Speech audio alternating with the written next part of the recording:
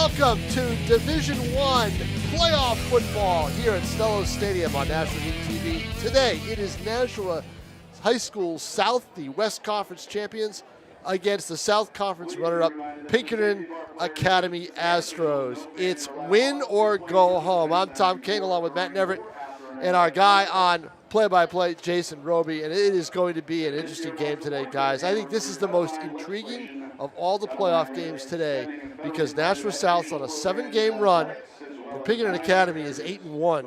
Their usual powerful selves after a year where they struggled. This is going to be this is the hardest game to pick of all of them. And offensively, Tom, I mean, these two styles could not be any more different. Nashua South, led by Sean Holland, that spread, wide-open offense, and then Pinkerton Academy with their wing tee, everything tight, run first base. It's strength on strength here, and it's going to be up to the defenses to make really that first stop of the game and catch some momentum. Jason Roby, you talked to Brian O'Reilly this week. Some interesting stuff coming out of Pinkerton with what they've done offensively since they lost to Salem. Yeah, no question, guys. One of the things Brian said was that, you know, we were very predictable. Our formations, our sets really tipped our hats to where we were going to go with the football. So they made a couple of adjustments after that Salem game, their only loss of the season. And since that time, they've been ripping off a lot of points. So what I think you're going to see here today is hopefully some defenses that came ready to make some adjustments. These two teams are very much different than when they met in week 2 at the beginning of this season. It really could come down to who gets the most stops because Matt Neverett, Nashua South is a completely different football team than the one that lost to Pinkerton back on September 8th, 28-6. Yeah, week 2, no Jared Barron, no Jalen Pacheco, and the run game really suffered. And with those two back, this offense has been rolling and clicking on all cylinders. In their 7-game win streak, Tom, they've averaged 41 points per game. They have just been rattling off points, and their defense has stepped up as well. They've only averaged giving up 19 points over this 7-game win streak. So offensively and defensively coming into the playoffs, playing their best football. And I think Pacheco and Buren are very big defensively as much as they are offensively. Defensively at linebackers, which basically, guys, it's going to come down today who gets the most stops, right? I mean, because both of these teams can score from anywhere on the field. Yeah, Tom, and one of the things that Coach Knight alluded to was that every gap is covered for the Nashua South defense. Even though they'll be lining up in their 3-3 stack, and it only appears they have 3 guys at the point of attack, they are very balanced defensively. So 2 of the things that Coach Knight alluded to was, look, we got to read our keys, we got to be disciplined, and we have to be sound in the secondary.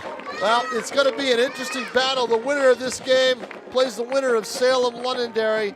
But, boy, I'll tell you, you really wouldn't want to. I can't pick it. I just can't, you know. I mean, it's too hard to do. I really think it is too hard to do because in Nashua South, you've got, you know, Sean Holland, a 3-year starter at quarterback. He's got a lot of people to throw the ball to.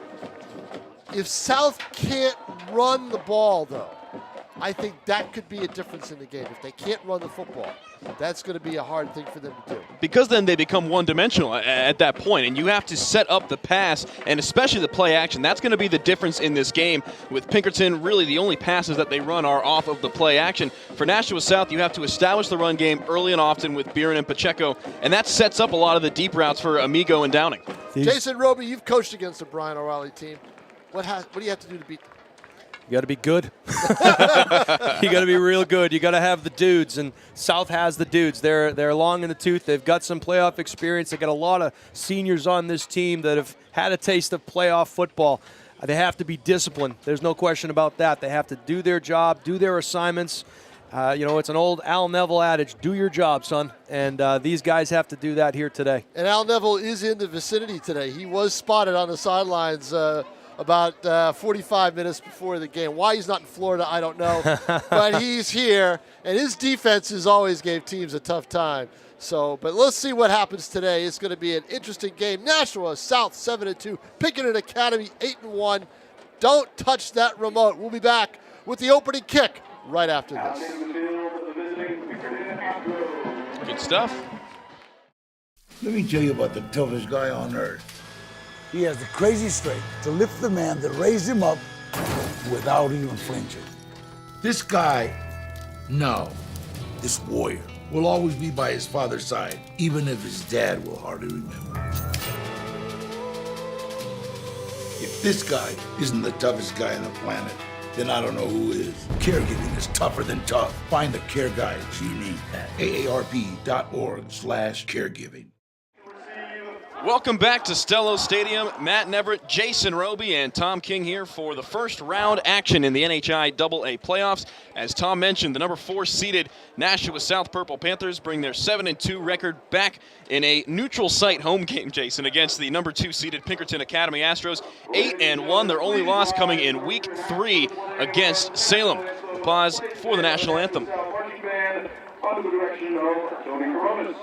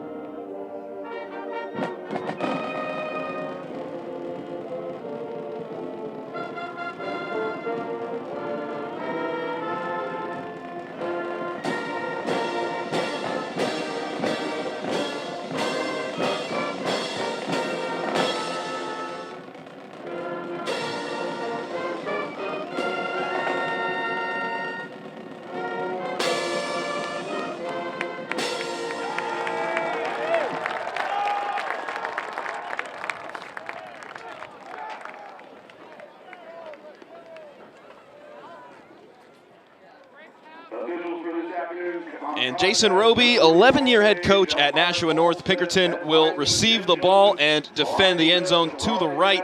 As a former head coach, you script out the first 5 or so plays. How important is it to execute early on? Well, it's extremely important. What you don't want to do is you don't want to start off with, obviously, a turnover. You don't want to start off with a penalty. You want to go backwards off the get-go. So any kind of positive yardage, both teams are going to try and get a feel for what's going on out there, and they'll make their adjustments accordingly. But you don't want to have any miscues that kind of have you going in the wrong direction here. And we talked about it in the pregame. How important is it for Nashua South to play assignment football, really at all 3 levels defensively? It's extremely important. If they have their eyes in the wrong place, Pinkerton Academy will beat you and beat you bad, as they have done here the last 7 weeks to all of their opponents. So South set to kick off here as we open up the 2017 quarterfinals. It's Jared Valentine and Nicholas Lombard back to receive for Pinkerton Academy.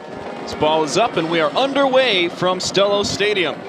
It'll be Caden Belager on the wide receiver, fumbling around the ball at the 10-yard line, down, and it is a Nashua South recovery, and they're in Pinkerton territory at the 10-yard line. Tavon Olson with the recovery. Yeah, we just talked about that, Matt Neverett. You can't start off with a turnover, and what happens? Sure enough, Caden Belager having a little bit of trouble with the handle. South hustling down on the special teams, one of the 3 phases, and they come up with the all-important first turnover. So we'll see what they can do offensively here. Well, we were talking about not turning the ball over on the offensive side. We didn't even think that anything was going to happen there. So all of a sudden, Sean Holland with the ball at the Pinkerton 10-yard line.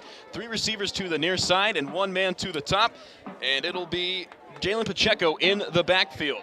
Only 5 seconds off the clock from the shotgun. Here's Holland. He'll keep it to himself on the right. A fake pass. He cuts back up the middle, is brought down, and a flag on the field. And Max Mosley on the tackle. One of the things you saw right there is what we call an RPO, a run-pass option, where Holland has the option to hand the ball off, run it, or throw it. So he has a triple option there. And again, we have a penalty flag on the play. First play, it's going to be a holding call against Nashua. So 2 setbacks, the 2 things we talked about not being able to do off the start. Each team has committed one of those 2 things. And for Scott Knight, how upsetting is that? You get a chance at the 10-yard line, a gain of about 1 yard, and then all of a sudden you're marked back 5 yards. Pinkerton plays their best defense when their backs are against the wall, and I can speak from experience. We had the ball inside their territory a number of times in that 2010 title game, and we came away with nothing.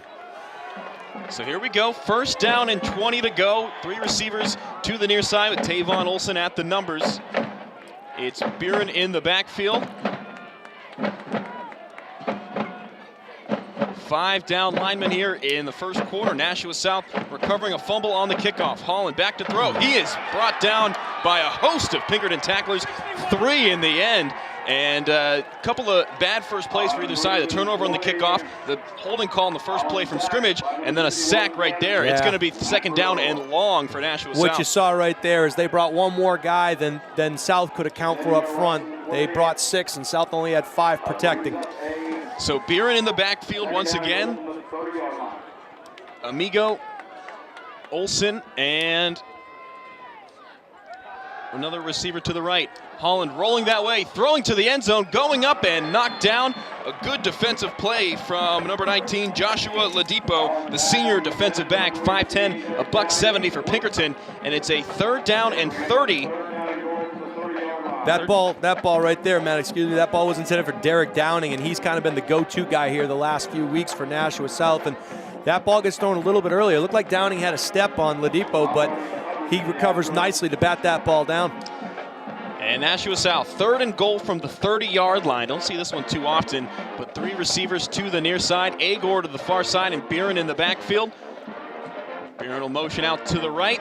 Holland looking that direction. He has to move up in the pocket, escapes a tackle, rolling to the right, looking down the field, finds a man, and almost brought down by Tavon Olsen. An acrobatic effort on the one-handed catch and a 4th and goal from the 30-yard line.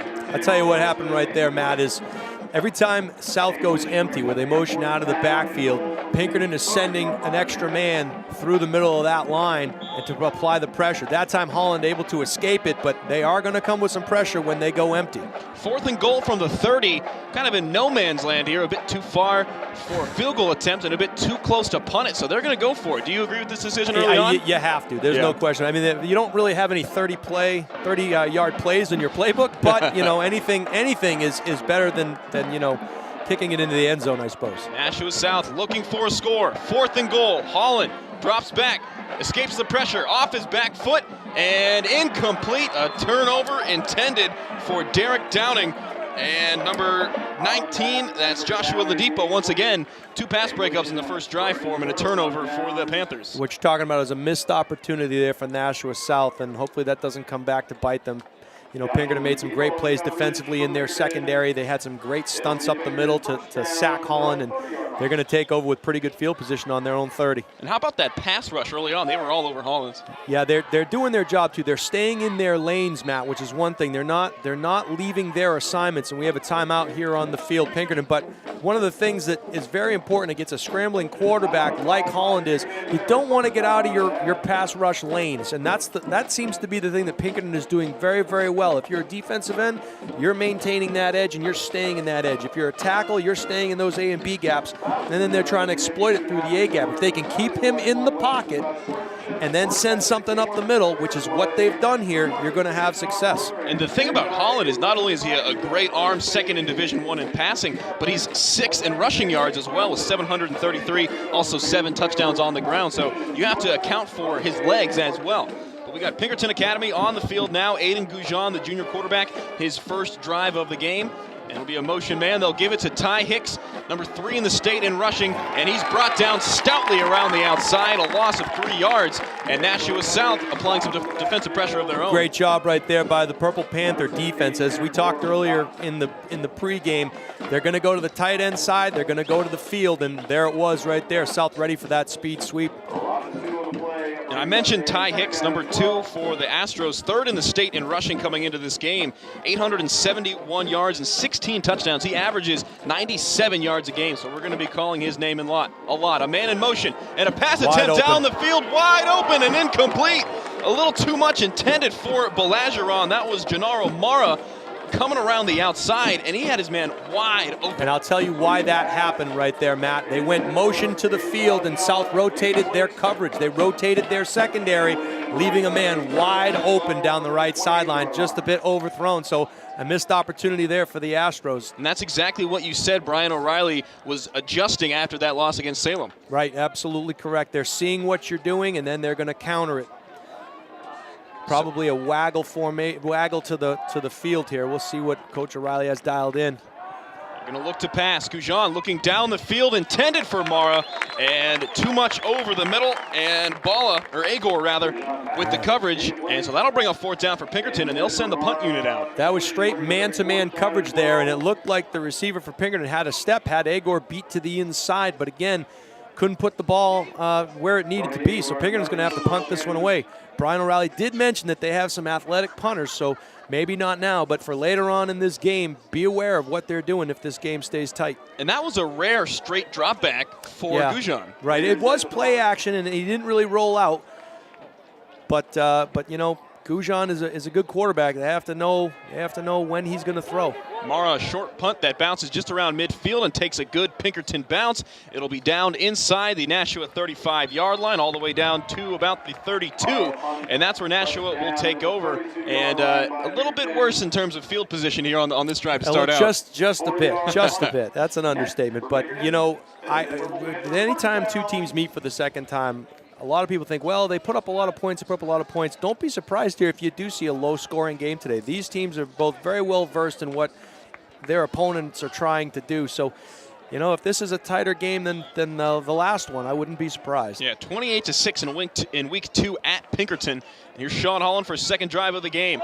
Quarterback draw up the middle, dances past the 40-yard line, gets around a tackler past the 45, up to the 46-yard line. And we talked about it earlier, you got to account for the legs of Sean Holland, 6th in the state with 733 rushing yards coming into the game. Yeah, he's the X factor there. They just ran a design quarterback draw. They ran it into the boundary to their sideline, so it shows you they're not afraid to go to the field or the boundary. So here's Holland with 3 receivers to the far side. It's Tavon Olsen at the bottom of your screen. Holland, play action. He'll keep it himself. Up the middle, tried to bounce it to the left, and brought down by Mosley. Second tackle of the game for him, and it'll be no gain. 2nd down and 10 upcoming. One of the things that they're trying to do there is they're going to pick one of those guys along the defensive front. They're going to leave him unblocked, and that's going to be Holland's read key. It could be the nose guard, it could be the tackle, it could be the end. They left one of those guys untouched, let him bend and go for the running back. Holland pulled it and kept it.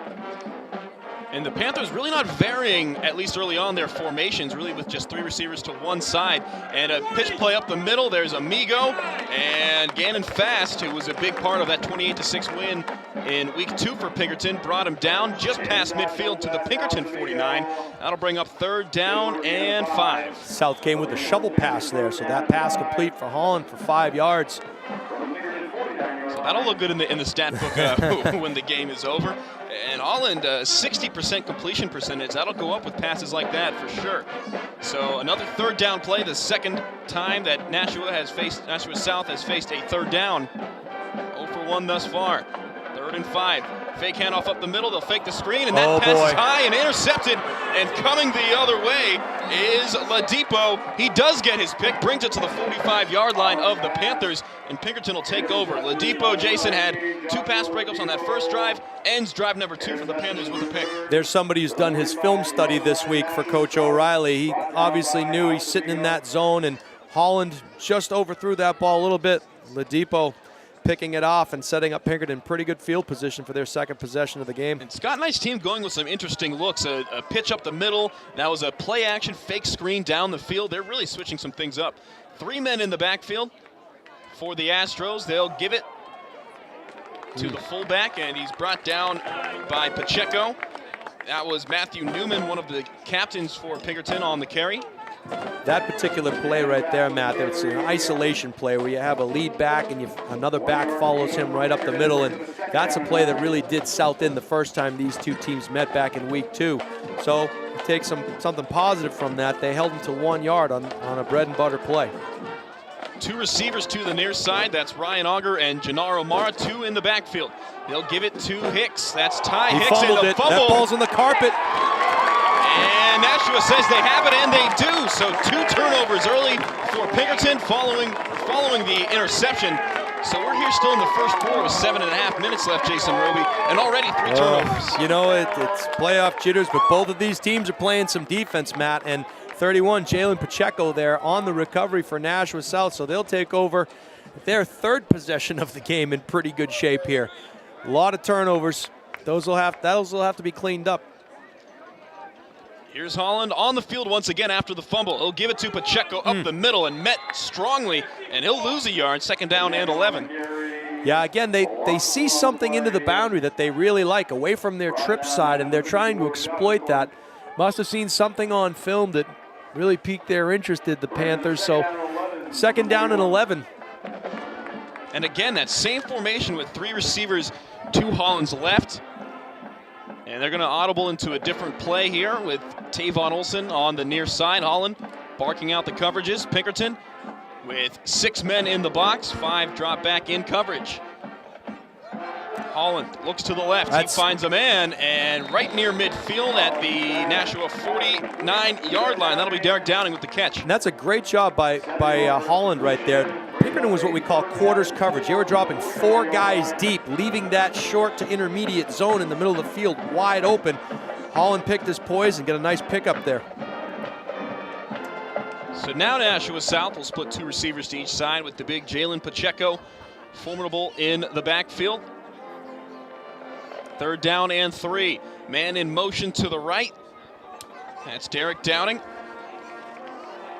So now 3 receivers to the near side as we're at the 6-minute mark here in the first quarter. They'll give it up the middle. Pacheco past the first down and then some, all the way to the Pinkerton 45-yard line, and a first down for the Panthers. And one of the things Coach O'Reilly said in our interview yesterday was 220 pounds downhill is 220 pounds downhill. Especially at this level. That's correct, sir. So first down for the Panthers. And Holland with 2 receivers to his right, 2 men in the backfield now. It's both Beeren and Pacheco. First time we've seen this pro look. And they'll give it to Beeren, met at the line of scrimmage, and he'll lose a yard as well. And a late flag coming in from behind the play. We may have a late hit here on the Astros. Someone coming in head first. And that's exactly what it is. Yeah.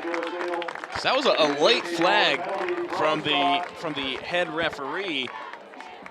And that'll be a personal foul, so that'll move it up quite a bit. That's going to be a first down for Nashua South, so they're moving the ball here.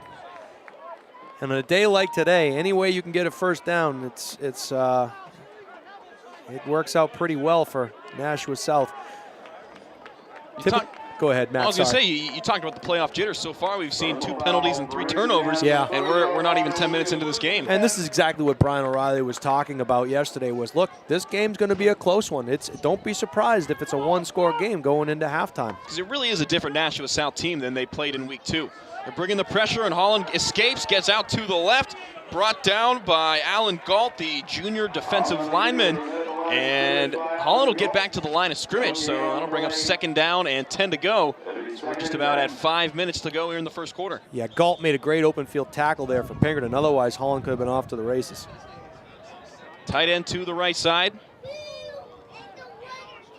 3 receivers to that side as well. Beeren in the backfield. Holland calls for the snap of play action. He finds Downing on a bubble pass on the outside. He escapes a tackler across the 30-yard line, and that is a long way to go for about a gain of 3 yards. So we're under the 5-minute mark, so we've got a man down, and that is Downing.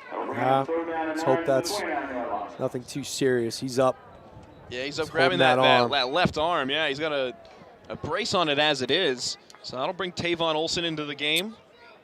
The game was played sideline to sideline there, Matt. That would have been a gain of about 20. But one of the things Coach Knight alluded to in our meeting was, we got to block better on the perimeter. And right there you saw when you don't block well on the perimeter, what happens.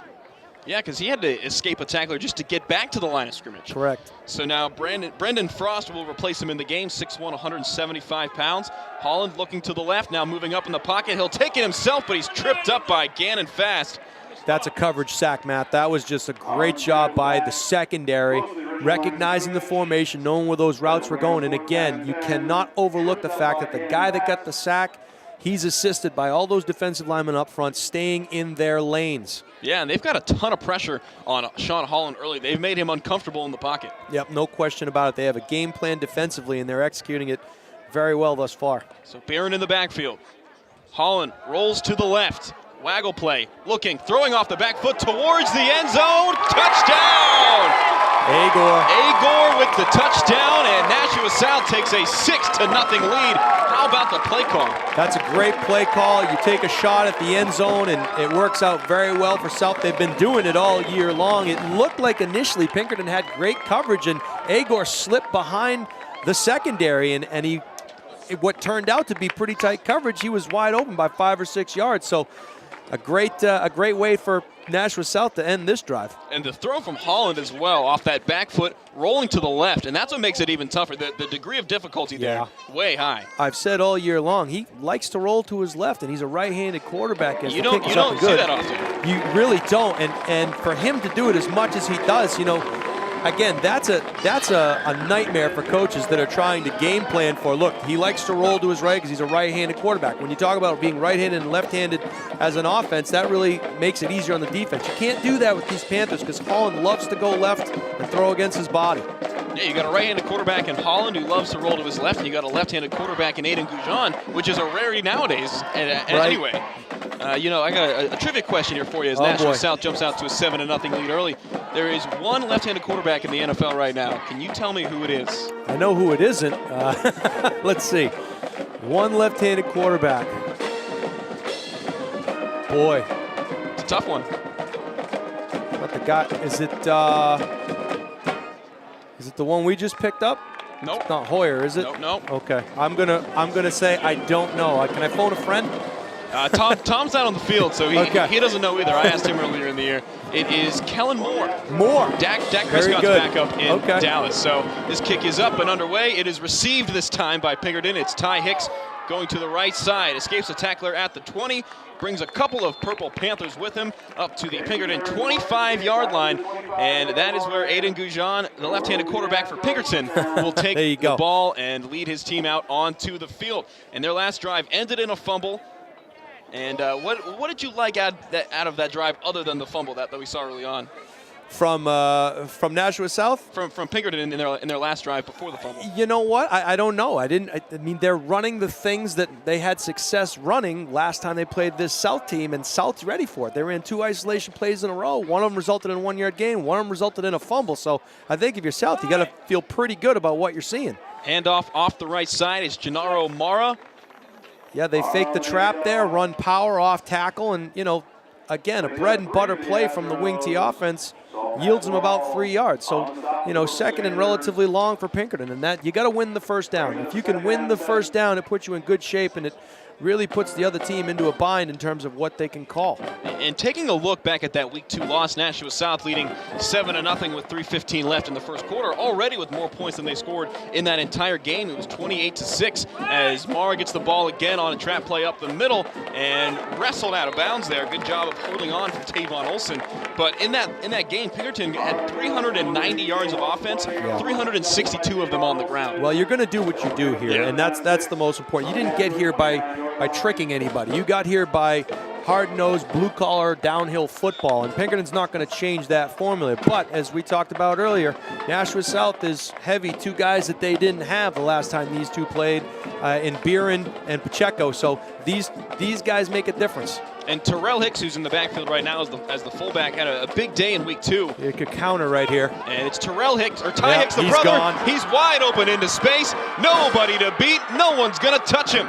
Pinkerton ties this game up with 2:20 left in the first quarter, pending the extra point. You talked about the bread and butter plays. Eventually, something's going to open up. Yeah, and there it was right there, Matt. They run a counter back into the boundary, which is, you keep showing your hand to the strength, and eventually they're going to get you coming back the other way. And we saw it up here pretty easily right as the play started. The wingback came in counter motion. But if you're not reading your keys, Coach Knight said, if our eyes aren't right, we're going to get caught. And right there, they get caught. Because all it really takes is just that one block on the outside to spring them open, right? That's right, and really, it was a broken tackle too. But it put you were at a poor angle to begin with. You were kind of lunging for him, and unfortunately for Nashua South, it ends in a touchdown for Pinkerton.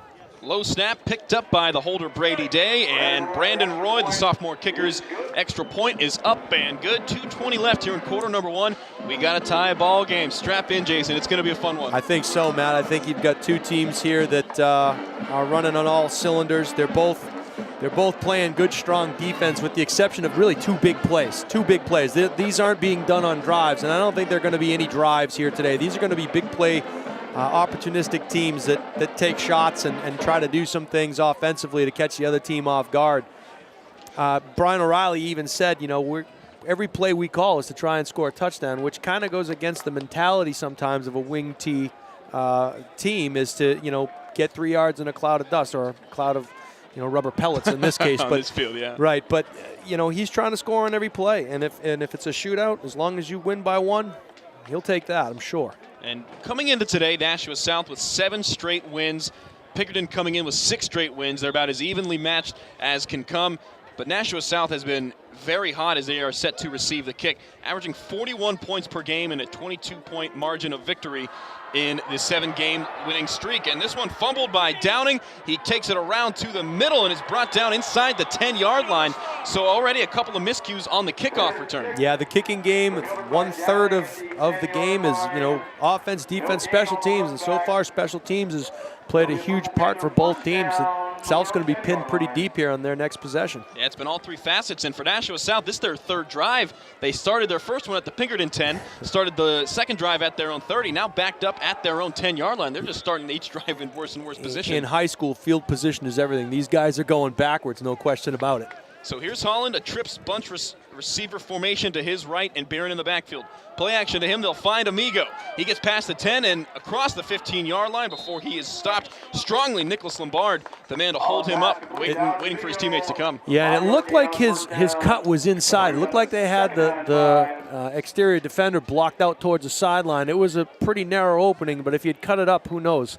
But regardless, a pretty good tackle there by the Pinkerton secondary. Minute and 50 left here in quarter number 1. It's a 7-7 score.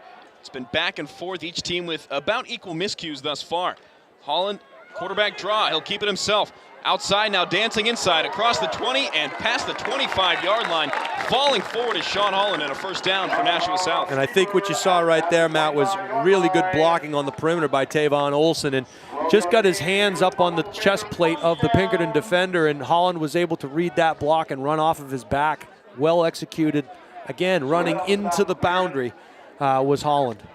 Just how you teach how to block, right? That's absolutely correct. 1st and 10, they'll give it to Barron around the right side. He's across the 30, escapes a tackler, across the 40 to the 43. So 2 plays, 2 first downs for Nashua South. They're starting to get this run game rolling. And yeah, again, Matt, something that we're seeing here. These guys are on the hash, and they're running the ball into the boundary. They must see something that's giving them that tip that, we can run against these guys away from the trip side, away from the field. Pinkerton with 6 men in the box here on a 1st and 10. Hall looking to the left. He'll find Amigo on a bubble pass. Get some room to the outside. A nifty move inside. Gets to midfield and across it. He'll mark him down at the Pinkerton 49-yard line as we're under a minute and rolling here in the first quarter. And we sound like a broken record, but what did we see there? Blocked really well on the perimeter. If you block well on the perimeter, that's like a run play. That's like a toss sweep.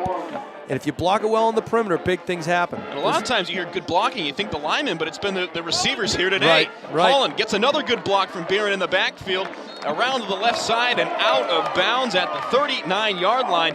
And the Purple Panthers have been rolling on this drive, and it's all been on the ground. I'm going to go out on a limb here and say every time that South has the ball on the hash, they're running to the boundary. That was a design quarterback draw, and Holland had no intentions of throwing that ball. That was a design run into the boundary. And when you have a guy as athletic as Holland, you have no reservations calling that play if you're Scott Knight. 2nd and 1, you either take a shot or you definitely want to get the first down, and they got the first down. 37 seconds, a tie ball game at 7-7. Pinkerton bringing pressure, and they'll meet Barron at the line of scrimmage.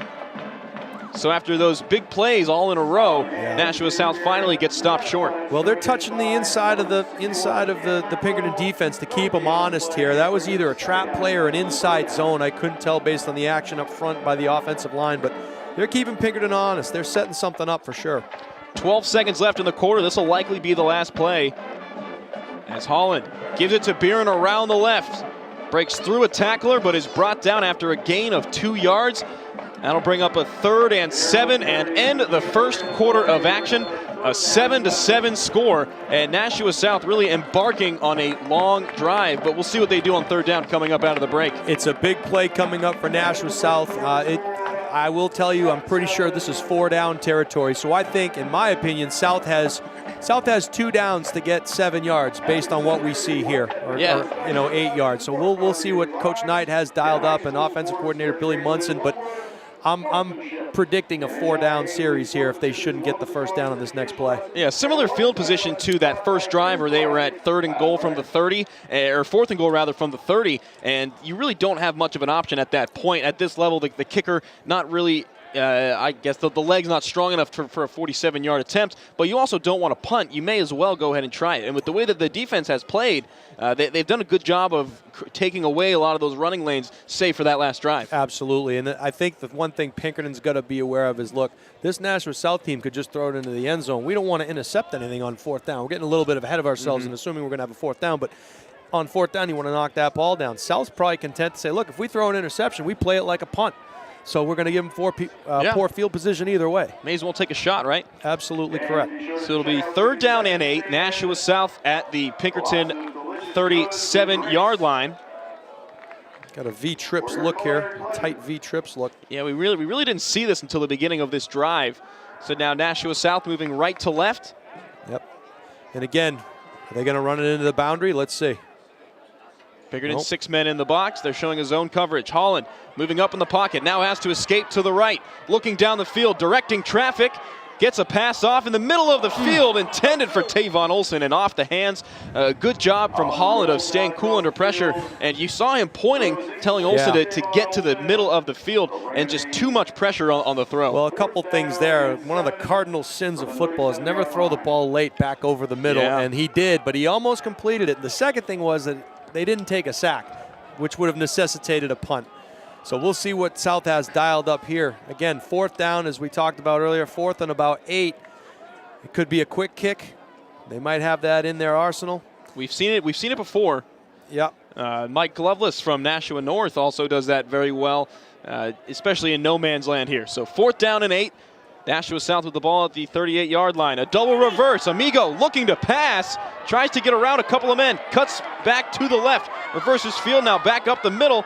And is tripped up and brought down. That'll be Terrell Hicks, two-way player for the Pinkerton Astros, and a turnover and a loss of yards. Double whammy on that play. Yeah, one of the things you don't want to do is you don't always want to run that play on the down when they're expecting it, right? It's, you need something big. Pinkerton saying, look, we just don't want to give up a home run here, so do your job, stay where you're supposed to be, don't get fooled by any, double reverse passes or anything like that. And they did. They did their job on that particular play, so they're going to start with pretty good field position here. Yeah, Pinkerton with the ball at their own 42-yard line. Aiden Goujon has only attempted one pass. We knew that was going to be the game plan coming in. Play action here. He looks to throw, ducks underneath, and is grabbed and wrapped up. They're going to call him down. That's Nathaniel Tejada on the sack. And I'll tell you what that was right there, Matt. They were trying to get the tight end pop pass. He reverse pivoted out of there and looked right for that tight end, and he was covered on the play. So Goujon had to eat that, and as a result, South gets a sack. And you saw he tried to duck under the arm, but just too strong of a grip from Tejada, the junior defensive lineman, 5'8", 213. Nashua South has some pretty big boys, not only on the line, but in the backfield in Jalen Pacheco. Yeah, they have some big athletic kids, and play after a turnover, you usually try for something you haven't done, and that's what Pinkerton did right there. South was ready for it. So here's a 2nd and 15. Pinkerton from their own 35. They'll give it to Ty Hicks up the middle. He gets to the 41-yard line, almost back to the initial line of scrimmage, but that'll bring up a 3rd down and 11 for Pinkerton. Yeah, Hicks, they just used their slot motion and ran an isolation play there, so South was ready for it. Gave up a minimal gain. Got to think that Pinkerton will definitely be heading to the friendly skies here. So 3rd down and 11 upcoming, 10:28 and rolling in the 2nd quarter. Nashua South with a touchdown pass to Anthony Agor, and Pinkerton using a Ty Hicks long touchdown run. Better watch that fullback. Goujon, he looks to pass.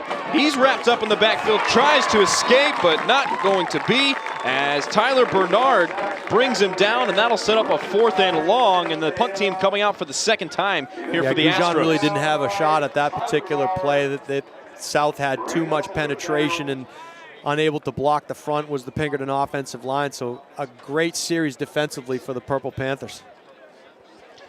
Biren and Tanner Plord back to receive the punt. 9:45 remaining here in the 2nd quarter. It'll be Mara with the punt. A high spinning kick. Fair catch called for and botched, and we got a pile. We'll see who comes up with it at the 40-yard line. 51. Throwing men off the huddle. And looked like he was giving it to South, but a hesitant signal. I think Pinkerton saying they have it. We'll see. Tavon Olsen saying that Nashua has it, and they're going to give it to Pinkerton. Well, a day for turnovers, guys, huh? This already. You know, I was noting that during this season, I didn't see too many players catching punts. Yeah. They let it bounce a lot, and I guess you could see why right there. Yeah, that for everybody. That for a lot particular of teams, punt was a rainmaker. That thing had a lot of hang time, so Olsen called for the fair catch, but he ran with his arms extended rather than running to the ball, pumping his arms and settling under it.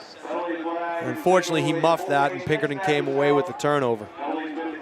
There's a penalty on the play. Yeah, I was trying to. They're calling a hold. It's going to be declined, so that'll give Pinkerton the ball at the Nashua South 40-yard line now. So basically a 20-yard gain on the play. We talked about earlier, Matt. Play after a turnover. This is a time where Pinkerton might try to take a shot. We'll see what they do. So 2 receivers to the far side, 2 men in the backfield. It's Ty Hicks and Gannon Fast. They'll give it up the middle. That's going to be Lombard. He gets about a yard. Nothing going on that play. I'll tell you right there, they ran their isolation play, and South has definitely made some adjustments to take that particular play away from it. Pinkerton has tried running it from different formations with motion points, with the wing in motion, the slot man in motion. They're just running ISO and South up to the challenge, limiting it to a 1-yard gain. Well, the only thing that worked was the misdirection. Yeah, because they had the short side of the field, everybody going to the wide side, and Hicks took advantage of it. They're really forcing them up the middle. Trap. So it's Lombard and Tyrell Hicks, and Tyrell will take the ball, skids through the first level, and thankfully for Nashua South, a man that's Anthony Mealy had a hand on him as he just kind of squirted out of the pile. That ball came out. That ball came out. Hicks barely held on to it because he was losing it at the tip of his fingers, and then he brought it back in. South snuffed that play out. It was just a regular fullback trap, and he was bottled up in the backfield. He kept his legs churning, and as a result, they get a first down on the play. 8 minutes and 35 seconds remaining in the first half. It's a 7-7 tie. Tyrell Hicks, the lone man in the backfield. They'll fake it to him. Goujon, a design keeper to the left, met at the line of scrimmage, and that's Justin Arneson, the junior linebacker, meeting it with some resistance. Scott Knight talked earlier, that's the one play they have to be prepared for. They send all the receivers on vertical routes. They fake the dive or the belly play inside. And Goujon keeps the ball and rambles for yardage on the outside. South was ready for it. Yeah, and Goujon averaging 7.9 yards a carry and has 3 touchdowns on the year, so capable with the rock in his hands as well. Boy, 8 minutes and counting. Defenses are up to the challenge today. Fake to Hicks, they'll give it to Ty Hicks. Around the left side, runs right into a tackler near the first down. It's going to depend on the spot. He just ran power into the boundary right there, followed his pulling guard, and good tough run there by Hicks. 3rd and short, upcoming for the Astros. Yeah, they're going to make him work for it here as Nashua South stopping him just short of the line to gain. It'll be a 3rd down and less than a yard from the Panther 18-yard line. 2-down territory, Absolutely. you would assume, here, guys. Although Pinkerton does have a pretty good kicker, talking to Brian O'Reilly yesterday. He likes his field goal and extra point kicker. Not sure of the distance here, though. Yeah, Brandon Roy, and they'll give it to Ty Hicks. Rolling to the left side, he's past the first down and inside the 15-yard line, down to the Nashua South 14, and another first down for the Astros. Plastic banging down there in between the tackles, I can tell you that. Scott Knight said that his practices all week this week was just like the Londonderry practice week, and we know what happened in that game. It's like a train wreck on every play. So these teams are going at it pretty hard here. And one thing about this Pinkerton blocking scheme is that it's really tough to tell because there's just so much motion going on really on every play with the pulling guards. But it's Mara and Hicks in the backfield. They'll give it to Mara. Tries to get around the right side, but wrapped up strongly. That's going to be Robert Leak, or rather Jalen Pacheco, playing on the defense here and bringing him down for a loss of 1. Right there, Matt, the guard pulled to the right, and they followed the flow perfectly. So one of the things Brian O'Reilly is looking for now is, what are these guys, what is the defense of South's keys? What are they reading? And he might try to false key you here and come back the other way away from one of those pulling guards. Well, that's what he did with the first touchdown, right? They'll give it to Lombard around the left side, following his lead blockers, cuts inside and squirts through. Touchdown Astros. I'll tell you, once you let a Pinkerton runner, Jason will probably agree, once a Pinkerton runner gets 3 or 4 yards wide of you, he's going to go. Yeah, you can't, and one of the things is you can be as sound as you want defensively, but Then it becomes a matter of the matchup. Do you match up with their guy? And Brian O'Reilly said he's got 4 or 5 halfbacks, and they're all interchangeable. So pick your poison. Yeah, and just following a lead blocker, that was Cam Macro around the outside. And for Lombardi, you just kind of wait and pick your timing and then cut it right up underneath him. He did so there, and Pinkerton on the board here in the second quarter. Roy's extra point up and through the uprights. A 14-7 lead for Pinkerton with 6 minutes and 6 seconds left in the half. Jason Roby, what did you see on that drive? I think, for one thing, Pinkerton has kind of settled down, and they're getting back to the things that they do. Pinkerton power football, running in between the tackles, power football, isolation, trap plays. That's their bread and butter, and that's what got them here. That's what's won them all the state titles that they've won. They stay true to what they do. Not sure they threw the ball there at all on that particular drive. And so because of that, you have a 14-7 ball game right now. Pinkerton is kind of settling into what they do. And that really changes the mood on the sideline. And Tom, you were down there on the Nashua South sideline. When they were up and the offense was rolling, what was the mood like down there? You know, the mood has been steady all game long. They basically haven't talked a whole lot. They've been very quiet, even when they were up 7-0, very quiet. These teams are focused, and they know what's at stake here. You win, you move on. You don't, you go home.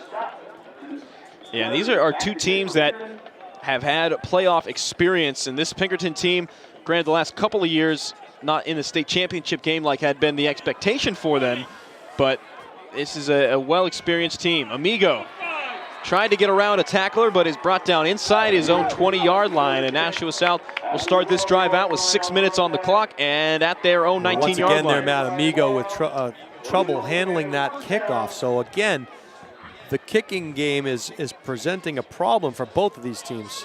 Special teams on both sides, giving them issues. The forgotten part of the game.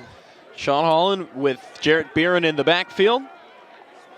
And a split back to the right side. 2 receivers to that far side as well. 6 minutes on the clock. They'll give it up the middle to that split back, and a gain of about a yard. Yeah, they ran slot trips to the right with the number 3 receiver in off the tackle. They rather than use motion, just ran him to the left at the snap of the ball for a quick speed sweep. And that was Derek Downing, the man with the carry. 2nd down and 9 after that gain of a yard. 3 receivers to the near side. Amigo, Downing, and Olsen.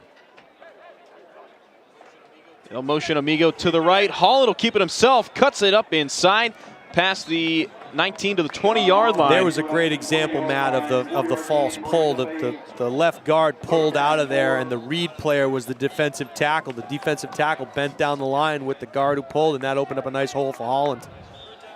3rd down and 4. South lucky they weren't called for a false start there. Yeah, definitely some interesting motions, and another split receiver to the right, 3 to the near side. Holland will roll that way, looking for a man near the sideline, and intercepted. That's Blageron. He's running, cuts it up inside, looking for the end zone, throws the stiff arm. He's in, flagged down at the 20-yard line, moved up now to the 15. Probably a block in the back by Pinkerton, you would imagine, taking away the touchdown, but not the change of possession. And Blageron he knocked it up to himself, was rolling it around his whole body, and then came up with it, and then had the presence of mind to cut it inside and try to get to the end zone on the near sideline. He was doing right there. Anytime there's rollout action, what you tell your secondary is get your butt to the boundary and wait for the routes to come to you. That's exactly what he did. He sprinted to the sideline. He watched the route come to him. He stepped in front at the last second for the interception. Right, so it'll be a block in the back, and Pinkerton will take over at their own, probably 31-yard line or so. And after that long last drive in which they scored their 2nd touchdown of the game, they will get a short field here, depending on the mark of this penalty with 4:47 left. By my count, that is the 3rd South turnover of the game. I'd be willing to bet you in practice this week that Coach O'Reilly ran that play against his defense more than once. Yep. And as a result. And how many times do you think it was returned for a touchdown? After a while, the quarterback's probably not going to throw That's a good question, right? Right, exactly. When you beat the receiver to the route, you could be in trouble. You know, the defender was waiting for that. Pinkerton with the ball at the Nashua South 26-yard line. Goujon hands it up the middle to Gannon. He's through the second level and into the end zone. One play, one score on Pinkerton on that drive, and they're jumping out to a big lead here all of a sudden. This is the point in the game, Matt and Tom, where you really have to keep your head up and focus, because it can get away from you real quick if you blink. So Nashua South needs to put that one behind him and get in on a nice drive here to get this within a score before halftime. And the Panthers down right now 20-7, awaiting this extra point from Brandon Roy. But they're not in a bad situation here, really, with 4:41 left in the half, and they get the ball coming out of the half break. They have an opportunity as Roy's extra point is up and good. Score now 21-7. They have an opportunity here if they can run some time off this clock and get points to really get right back in this game. You said Goujon. I think that touchdown was Gannon Fast. Yeah, it was. Son of Ralph Fast, I believe, Tom. He used to be a running back for Pinkerton a number of years ago, right? Yep. Oh, yeah. And you know what? I'm dating myself here. You know. And you, yeah. You're putting me on the mountain.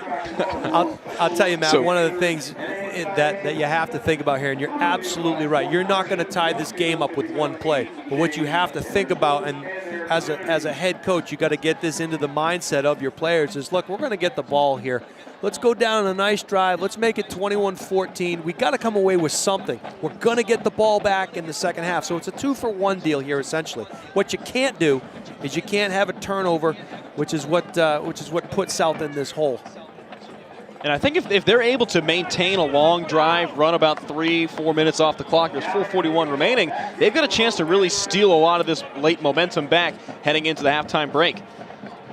And that's going to be right to Alex Amigo. Caught it at the 18-yard line. He'll take it back inside. Gets around a man, looking to the middle. Brought down strongly at the 36-yard line. And that's where Sean Holland will take over with the troops. Nashua South trailing 21-7 here with 4:35 left in half number one. One of the things you tell your quarterback, too, is, look, you're the leader on this team. You keep everybody's head where it needs to be. You keep everybody calm and lead the troops down the field. And yeah, in speaking with Scott Knight, that's probably his favorite attribute to Sean Holland is his leadership and his ability to stay calm, cool, and under pressure. That's been the hallmark of his high school career, really. He looks to throw to the right, finds a man. That's Amigo down at the 40-yard line. Gain of 4, so second and 6 upcoming. What he saw there was Pinkerton Astros playing a little bit soft in the secondary. Don't want to give up the home run, so they were throwing what they call now routes. He's going to find the guy that's open right now and throw it to him. So here we go, clock ticking, 4:10 remaining in the first half. 3 receivers to the near side. Once again, Holland, design keeper across the 45-yard line. They'll mark him at the 46. And we'll see where the spot is. Fully expect here for Nashua South to run a quick play. Try to get Pinkerton to jump off sides, and then they'll check the play and run another play. Third down and what looks like a couple of inches. Going to make him work for this last foot or so with 3:45 remaining in the half. Nashua South trailing 21-7. It'll be Jalen Pacheco in the backfield. And they run it. Holland will follow Pacheco around the left side. Cuts it up in, just shy of the 50-yard line, down to the 49, but good enough for a first down. So running some time off the clock here. Great play there. I want to mention a great block by number 72, Kyle Reeder. He down blocked on that defensive end for the Astros and created a nice running lane for Holland. Holland quickly back, calling for the snap. Hand off to Pacheco. He drops it, and coming up with it is Terrell Hicks, but they're going to say that he was down. They dodged the bullet right there. That ball was out. They are giving it to Pinkerton. But Terrell Hicks was in space. He would have had an easy 6 points, but they're going to mark him down, and that's about the exact opposite of what you would have wanted on that drive. We talked about it. Turnovers at this stage of the season are gonna end your season for you. Kill you. You can't do it against good teams, and right now, you can't do it. And I'm sure the silver lining, I don't know, do you go into halftime and say, look, we're only down 2 scores? I mean, this drive isn't over yet, but we're only down 2 scores and we turned the ball over 4 times? I don't know. Yeah, my guess is it may be more than 2 scores. I don't know. Pinkerton usually very good to take advantage of these things. Yeah. There's Ty Hicks around the left side, following a lead blocker across the 40, trying to cut it back out, but brought down by Jared Beeren. Fumble on this play is Nashua South. But it looks like they're gonna make it second keep it down. back with Pinkerton. Yeah, Ty Hicks and Terrell Hicks, really his brother, both of them have had a couple of close calls on some fumbles here in this first half, but a first down for Pinkerton. 3 minutes remaining at half number one. They lead by 14. The greatest thing about this game is that the ball isn't round. Create some interesting scenarios like we've seen on the kickoffs. Some of these guys fumbling and dropping the ball, trying to pick it up on the kickoff return. Nashua South showing blitz. Goujon looks to the sideline, under center. He'll take the snap, give it to Ty Hicks on the left side once again. Same play call. Down the sideline, stretching out, and they'll mark him down inside the 30-yard line. Give him the 26. I have to believe right here that Brian O'Reilly has made some changes based on what he's seen from the Huddle sideline film, based on how South is adjusting their defensive line and things of that nature. And he's found something. They're running their plays to the weak spot of that South defense. So 2 minutes and 36 seconds and a first down. Pinkerton with the ball at the Nashua South 26. Handoff to Tyrell Hicks. So from Ty to Terrell, makes a move and drives through a defender. Gets to the 21-yard line, and the clock continues to tick down for Pinkerton. Keep the clock winding, and that's a good, tough run by Hicks, but Nashua South up to the challenge there and kept it to a minimal gain on the play. And for Pinkerton, they're content to just run this clock down. Yes. Get near the end zone, and, because Nashua South coming out of the half, they're going to receive the second half kickoff, so they're going to try and get this as close to zeros as they can at the end of the first half. Pinkerton won't change what they do, that's for sure. Terrell Hicks by himself in the backfield. They'll give it to him on a trap, like you said, Jason, and is able to fight for about 3 yards inside the 20. They'll give him the 19, so a third down and 4 upcoming. Hicks, 5'5", 190 listed in the program, kept those legs churning. And he runs a lot bigger than that. His brother Ty, more of the speed back, and Terrell has been the fullback really throughout the year. And for the Hicks brothers, Ty came into the game with 871 yards and 16 touchdowns, and Terrell 401 yards and 7 touchdowns. So both big producers. It'll be Ty Hicks around the left side, gets across the first down to the 15-yard line, and that clock just keeps on ticking for Coach Pinkerton. O'Reilly's found something that he really likes to the short side of the field off the offense's left-hand side. They're trying to exploit that side of the South defense. Let's see if they can make a stop here. Get out of this half only down by a couple of scores. And Nashua South sending in a nickelback here as Sal Pascal checks in, as there is 1 minute left in the half. Pinkerton Astros threatening. With 2 timeouts left, guys. 2 timeouts. Fumble on the ball, intended for Lombard. We'll see who comes up with it. No signal yet. It looked like it was just a miscommunication and a ball bounced off the chest plate. Pinkerton's got it. Of Lombard, and Nashua's got it. Wow. Spoke too soon, Tom. South wasn't jumping up and down as if they thought they had it. They weren't. So they have 40.2 seconds left in the first half to try and set something up. They'll have the ball at their own 15-yard line. The chains just switching around, and an interesting development late in the first half. Very sloppy game thus far. I'm sure both coaches will not be happy in their respective locker rooms at the end of this one. You're right. Yeah, the decibel level is going to be high in these locker rooms, and now the officiating crew coming and meeting over the ball here.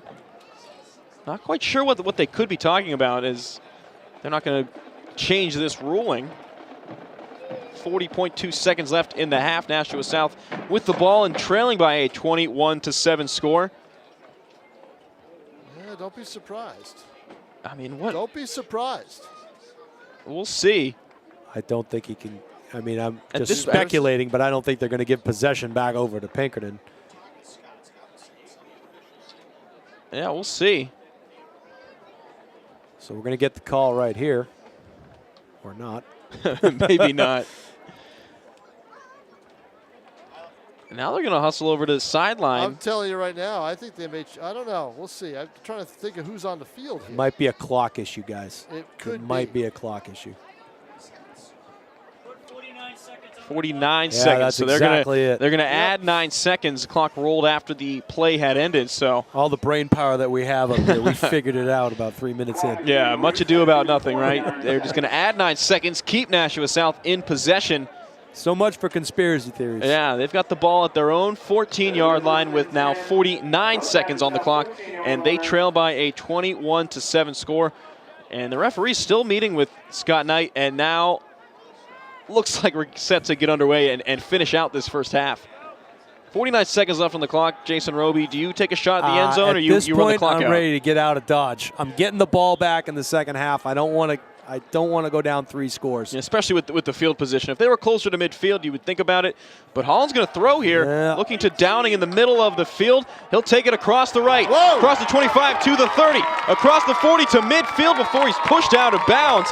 And so much for running out the clock. They're trying to get big chunks. Let's not get ahead of ourselves. That was a 5-yard slant pass. It wasn't like he was taking a shot for the end zone. And I'll tell you something. I think that's been there all day long.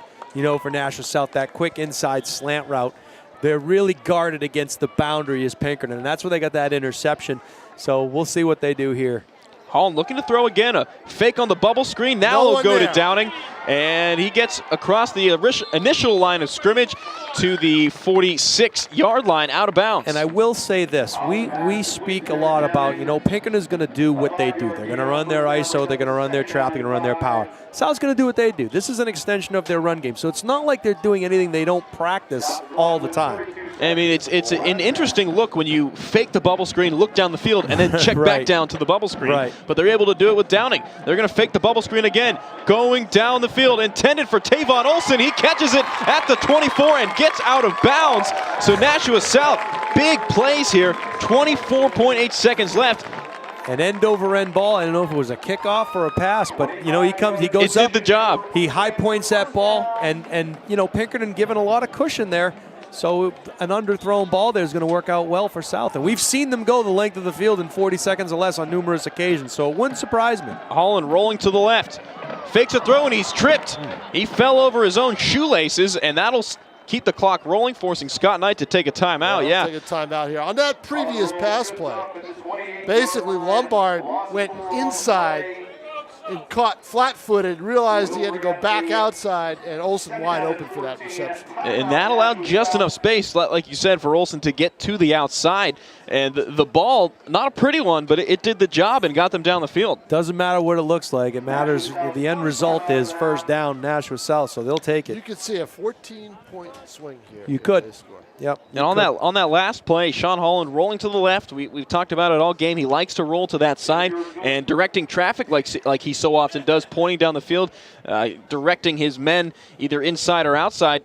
And a sniper got him. He just fell out of nowhere. Well, and I think, you know, as we've alluded to before, these guys, this is what they practice all week long. This is what they've done for 9 weeks, 10 weeks now.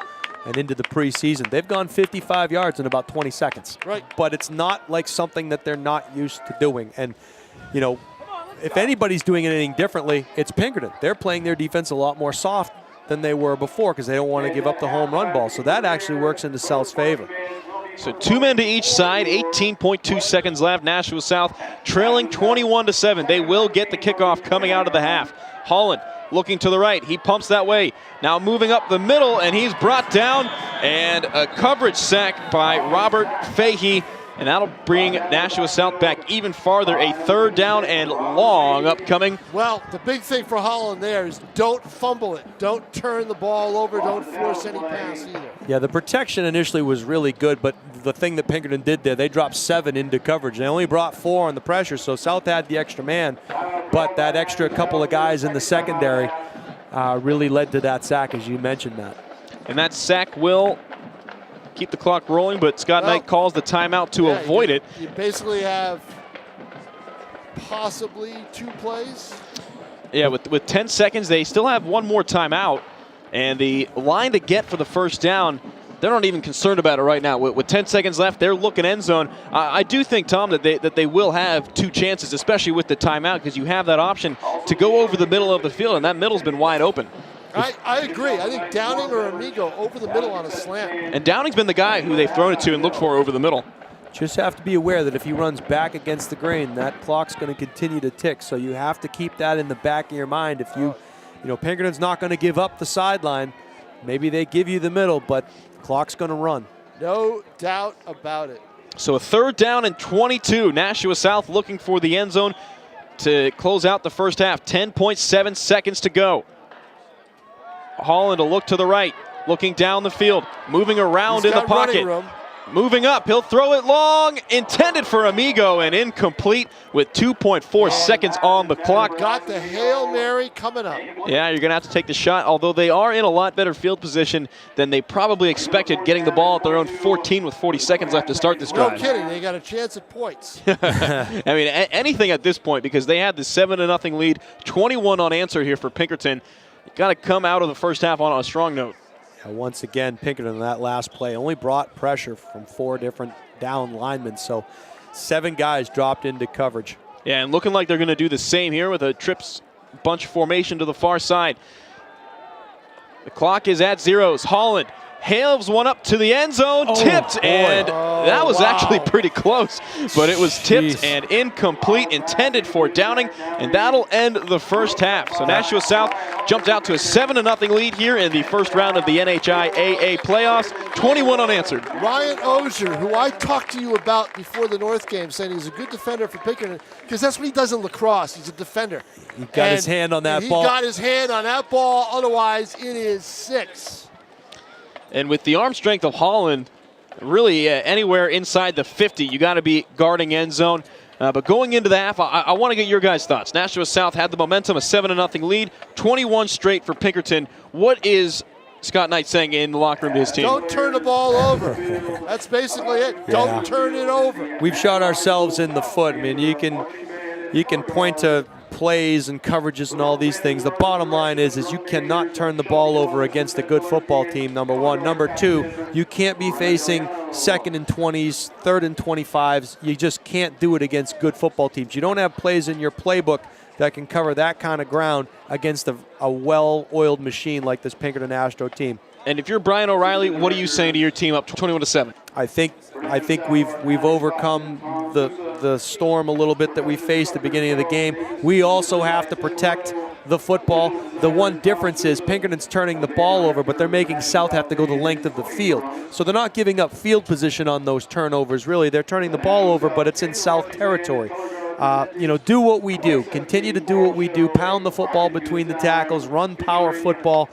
Get South to come up to take away that run and eventually catch them when they're sleeping in the secondary. I think Pinkerton's right where they want to be, and I'll be honest with you, I think Brian O'Reilly probably thought this is exactly what kind of game this was going to be. This is the game he wanted, I'll tell you that, except for the turnovers and the chances at scoring. They think they probably should be up 28-7 at halftime. Halftime score, 21-7 in favor of Pinkerton over Nashua South. Don't go away. We'll be back with the start of the second half right after this. It's me, Artie. Come see what I collected from the Creative Galaxy in my idea box. Transform your world. Will you help me make art? Before you throw it away, Hey, I have an idea. think outside the box. Go be amazing!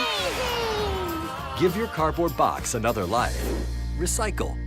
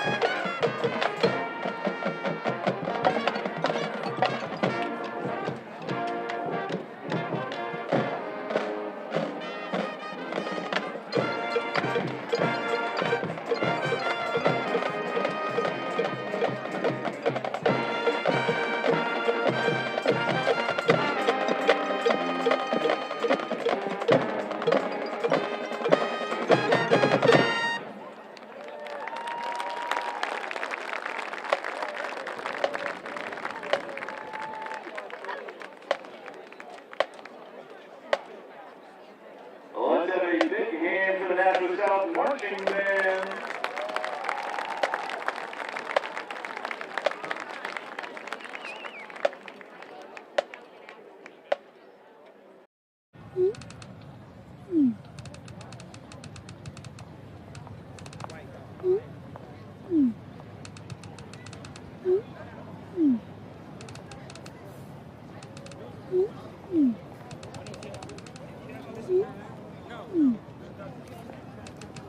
Don't ignore the subtext. It's on us to intervene in sexual assault. Because we can. Take the pledge at itsonus.org.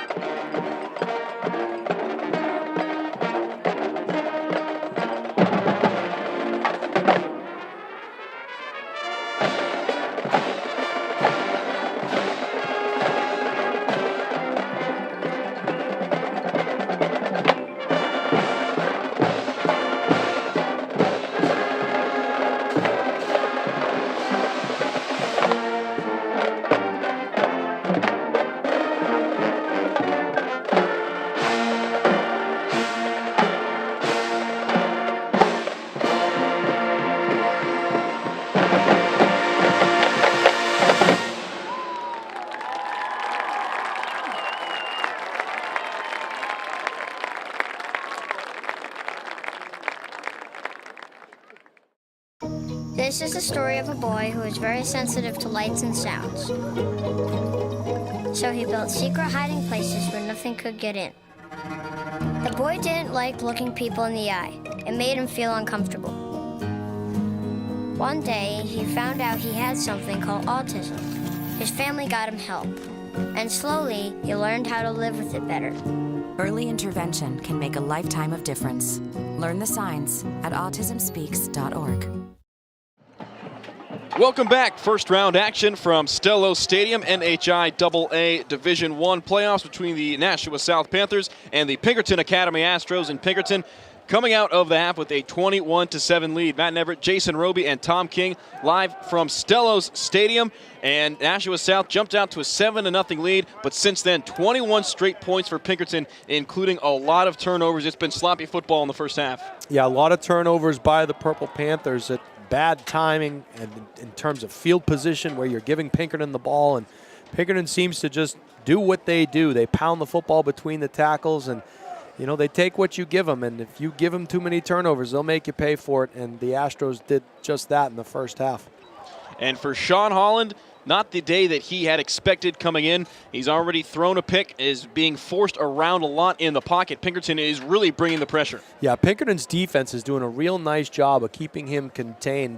Their defensive front they're running their lanes, they're doing their job, and they're sending pressure up the middle to when he is bottled up to sack him. And you know, the secondary's doing real nice things out there as well. They're beating the receivers to the routes. They've given up a couple of plays here and there, has the defense, but the secondary really seems pretty well schooled in what South's trying to accomplish. And Pinkerton and namely head coach Brian O'Reilly have been making a lot of adjustments on both sides of the ball, and you've got some insight as to how they've been able to do so. Yeah, when I talked to Coach O'Reilly yesterday, he mentioned that they use this huddle sideline system, and all the coaches in the state use this huddle. That's how they exchange film with one another over the computer online, and that's how their coaches and their players watch the game, and you can do a lot of different scouting things with it. You send film to colleges using this huddle, but one of the things that they can use now in the NHIAA playoffs here is they can look at the film on the sideline, and what Coach O'Reilly does is he looks at the end zone view, and he sees where the defensive front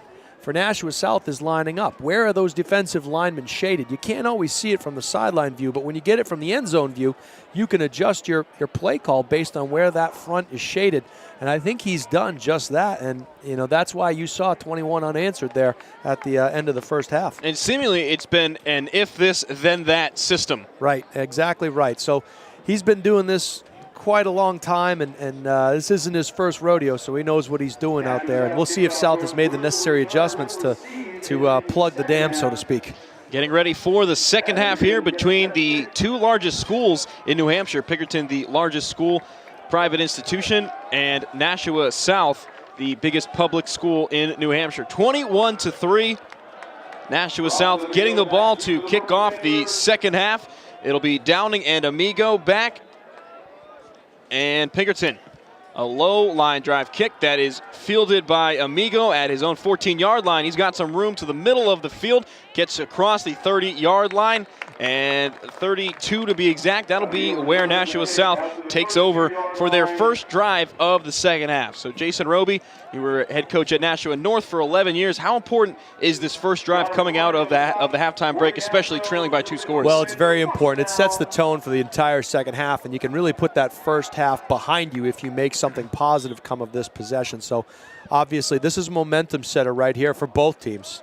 You've got Garrett Beeran in the backfield, and we haven't seen a lot of Jalen Pacheco today. Right. Pacheco has not been in a whole lot, a couple of carries. That's been a big thing. And Nashua South with only 32 yards rushing in the first half. That's a big deal. And they'll keep it on the ground here. Holland on the play action around the left side on the far side of your screen. Gets past the first down, but a flag down at the 37-yard line.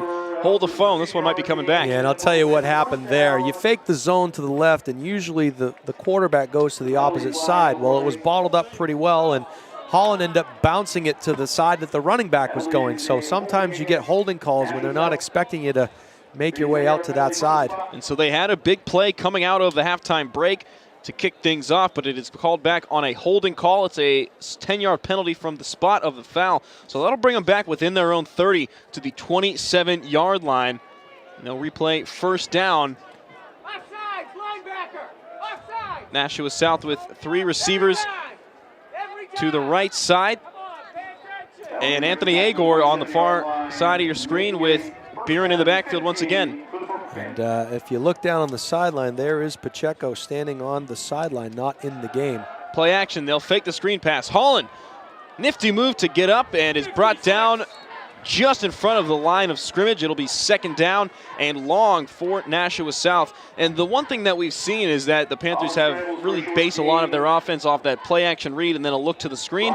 But it seems like it's taking too much time. When they fake it, they fake the screen and then look down the field. What do you think not about to that? mention that these guys, this defense is very well schooled into what they're going to get. They know what they're going to get. They've watched enough film of these guys to know what's coming. So 11 minutes and 10 seconds left here, still early on in the second half. Motion to the right, it's Downing. Hall looking down the field, right into the waiting hands. That's number 50, Max Mosley, and he's down the left sideline. A couple of lead blockers inside the 10, the 5. Bowls his way into the end zone. They're calling him down on the 1. There's a penalty flag on the play. And it's at the 6-yard line. But that throw right to the waiting hands of Max Mosley. Yeah, it's a great read by Mosley. The linemen do what we call a vertical set. And they're going to call it look like a shot block of some sort against Pinkerton, block below the waist on the return. They'll probably take it over at about the 21-yard line, I would imagine. Yeah, they penalty flag at the 6-yard line. It's a spot foul, so yeah, that'll be about the 21 line. But Maxwell Mosley has had a good day. He's been all around the field on the defensive side, making some strong tackles in the middle. And then that pick six really was thrown right to him. Well, and as I was saying earlier, you know, you're playing your zone defense. It's third and forever.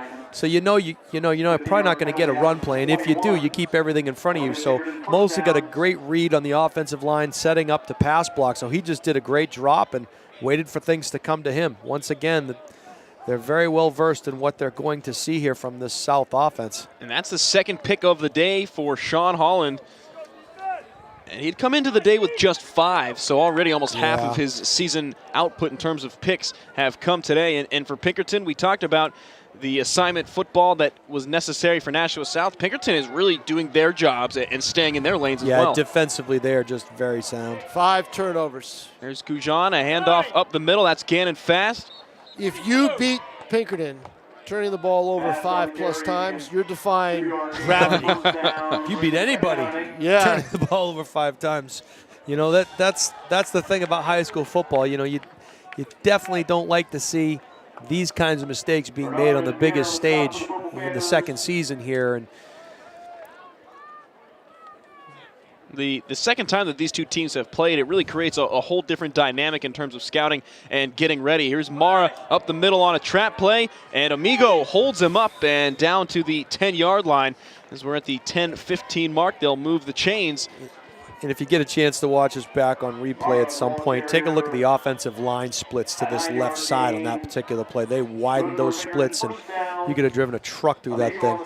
2 things that Scott Knight always emphasizes during a game. Don't turn the ball over and finish. Finish, okay? So what didn't they do on the first possession? Oof.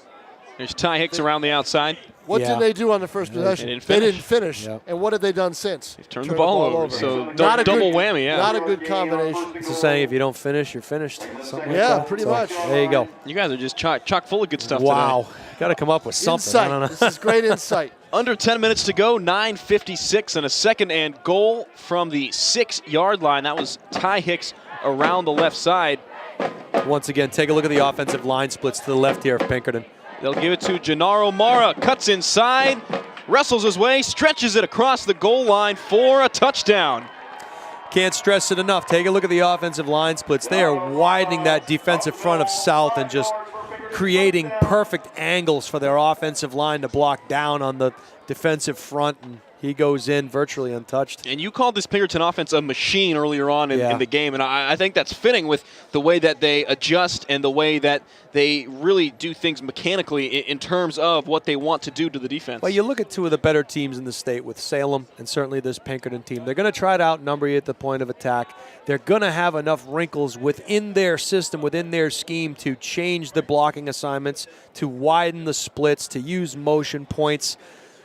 These are all things that are built into the offense, built into the wing T. And when you've been doing it for as long as Coach O'Reilly's been doing it, you get what you have here today. Yeah, the end zone camera having to be backed up a little bit. Yeah, that's that huddle sideline cam that you mentioned. They're trying to get too close to the action. There you go.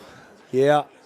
So a couple of officials trying to help out. Surprising that they're just noticing that now at 9:49 left in the third quarter. Yeah, it's a telescopic camera, and usually when you do exchanges with other teams, you don't give the end zone view because you want them to have to work for what they're doing. They usually get a sideline view.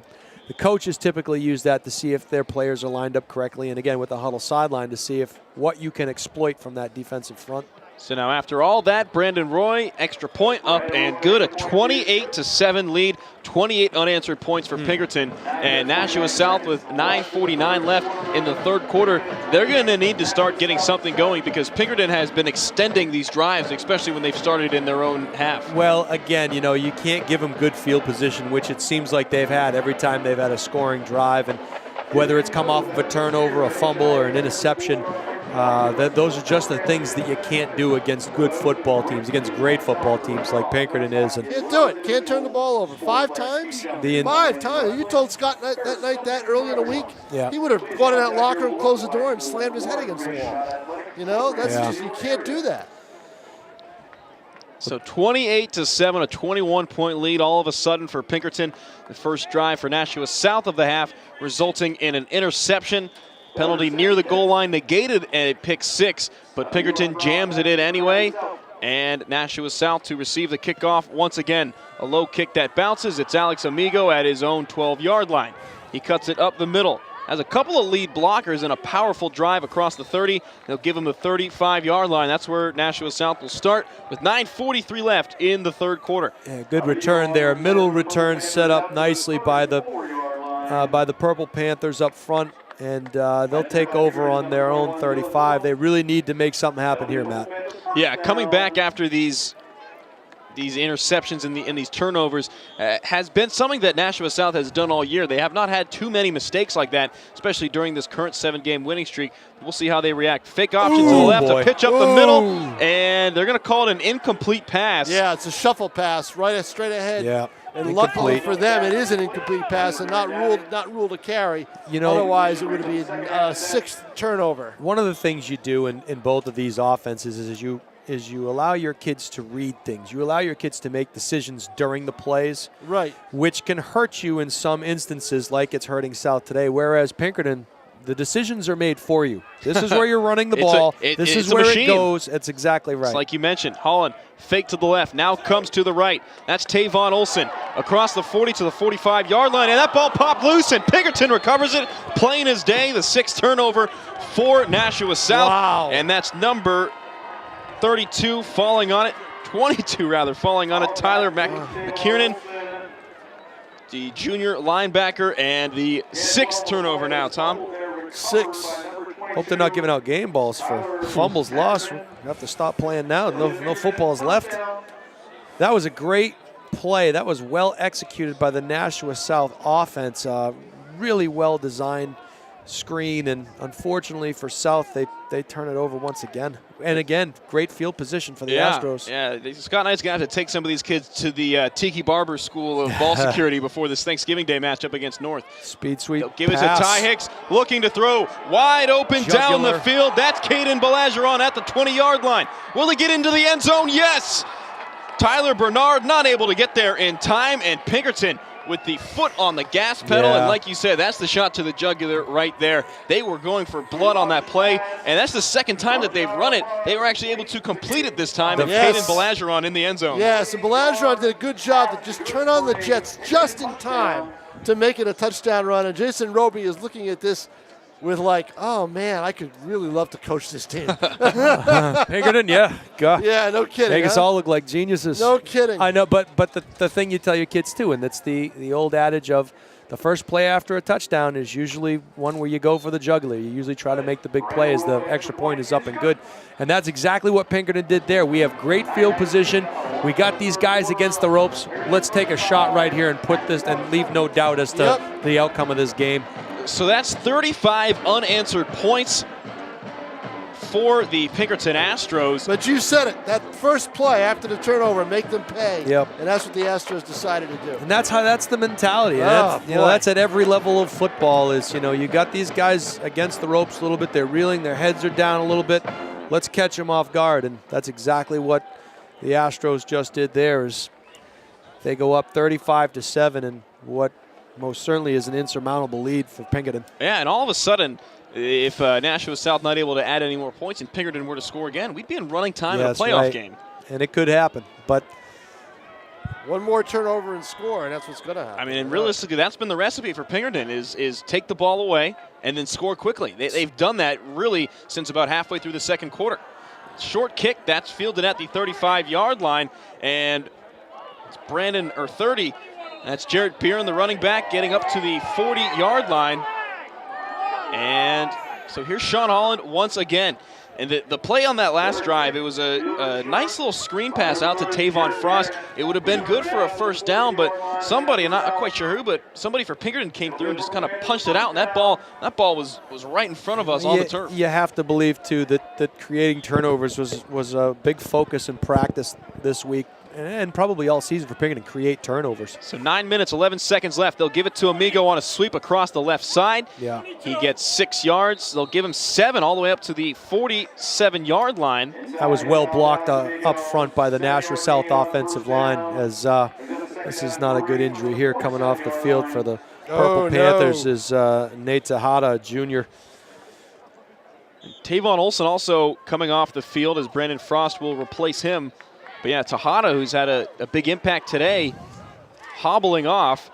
And number 64, Seth Marcano, a senior, will replace him.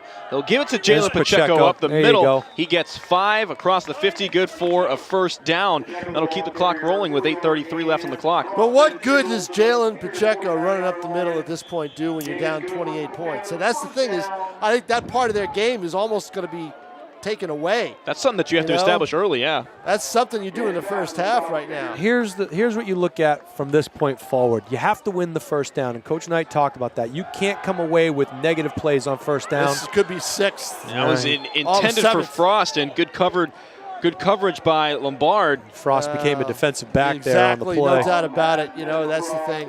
And unfortunately for Nashua South, their offense, like you mentioned, Tom, really has to become almost one-dimensional here. They need some shots. They need some quick scores. These runs up the middle to keep the defense honest really aren't going to do much at this point. I don't know. There's 8 minutes left in the third quarter. True. I mean, we've seen this team go the length of the field in 40 seconds. That's true. You know, if Pinkerton plays soft, you take what they give. I still think you can run the football here. 2 receivers to each side. It's not that you can't run it, Jason. It's just the time that it takes, you know? It takes time off the clock. Well, so for example, right there, Tom, I know exactly what you're saying, but that was if that's a an 8-yard pass completion or a 6-yard run, you know, I mean they're virtually the same thing, especially if Pinkerton's playing off a little bit. But I know what you mean. I think if you're inside of 3 minutes, then you're in trouble. But with 8 minutes to play in the third quarter, I don't think you're quite abandoned yet. Yeah, you don't want to be too one-dimensional. You're right. Jared Beeren comes in with Derek Downing in the backfield. This is a little bit of a different look with Beeren split out to the right. Wow, they got to try different things and confuse Pinkerton, and that's what they're trying to do here. And Agor one-on-one to the top of the screen. Holland will keep it inside. Now he bounces it outside across the 35, and number 19, Joshua Ladipo, who's had a very good game in pass coverage, brings him down there. And what he did was he made a good recovery because that could have gone for 6. Yeah. If he had turned the corner, that could have gone for 6, and he stopped that from turning the corner. A great run by Holland. Let's see what Nashua South can do here on first down. You got to get positive yardage on first down, at least +5. Holland. RPO. That's a running play. Out to Amigo and backward pass. It's a running play. Not able to get much across the 35-yard line. They'll put it at the 34, up to the 33. They'll mark him up to the 33 as we're under 7 minutes to go here in the third quarter. So they came with a run-pass option there where Holland, there's 3 choices Holland can make there, essentially. Handoff, keep, or throw. 4-down territory, basically for most of the game now for Nashua South, and probably onside kick time as well. Here's Beeren in the backfield with 2 receivers to each side. The clock rolling. Holland fakes right, looks left. He'll get Tavon Olson. He gets to the sideline across the 15. Tries to cut back, is met by a host of Astros at the 10-yard line, but another completion over the middle. There's that slant that Jason was saying. It was open all day long, and they got it right there. The important thing right there is Holland looks the linebacker off. He looks right and pump fakes it. The linebacker gets out of dodge, and that opens the middle up for the slant route right there. And that was a good job by Holland. Good ball placement.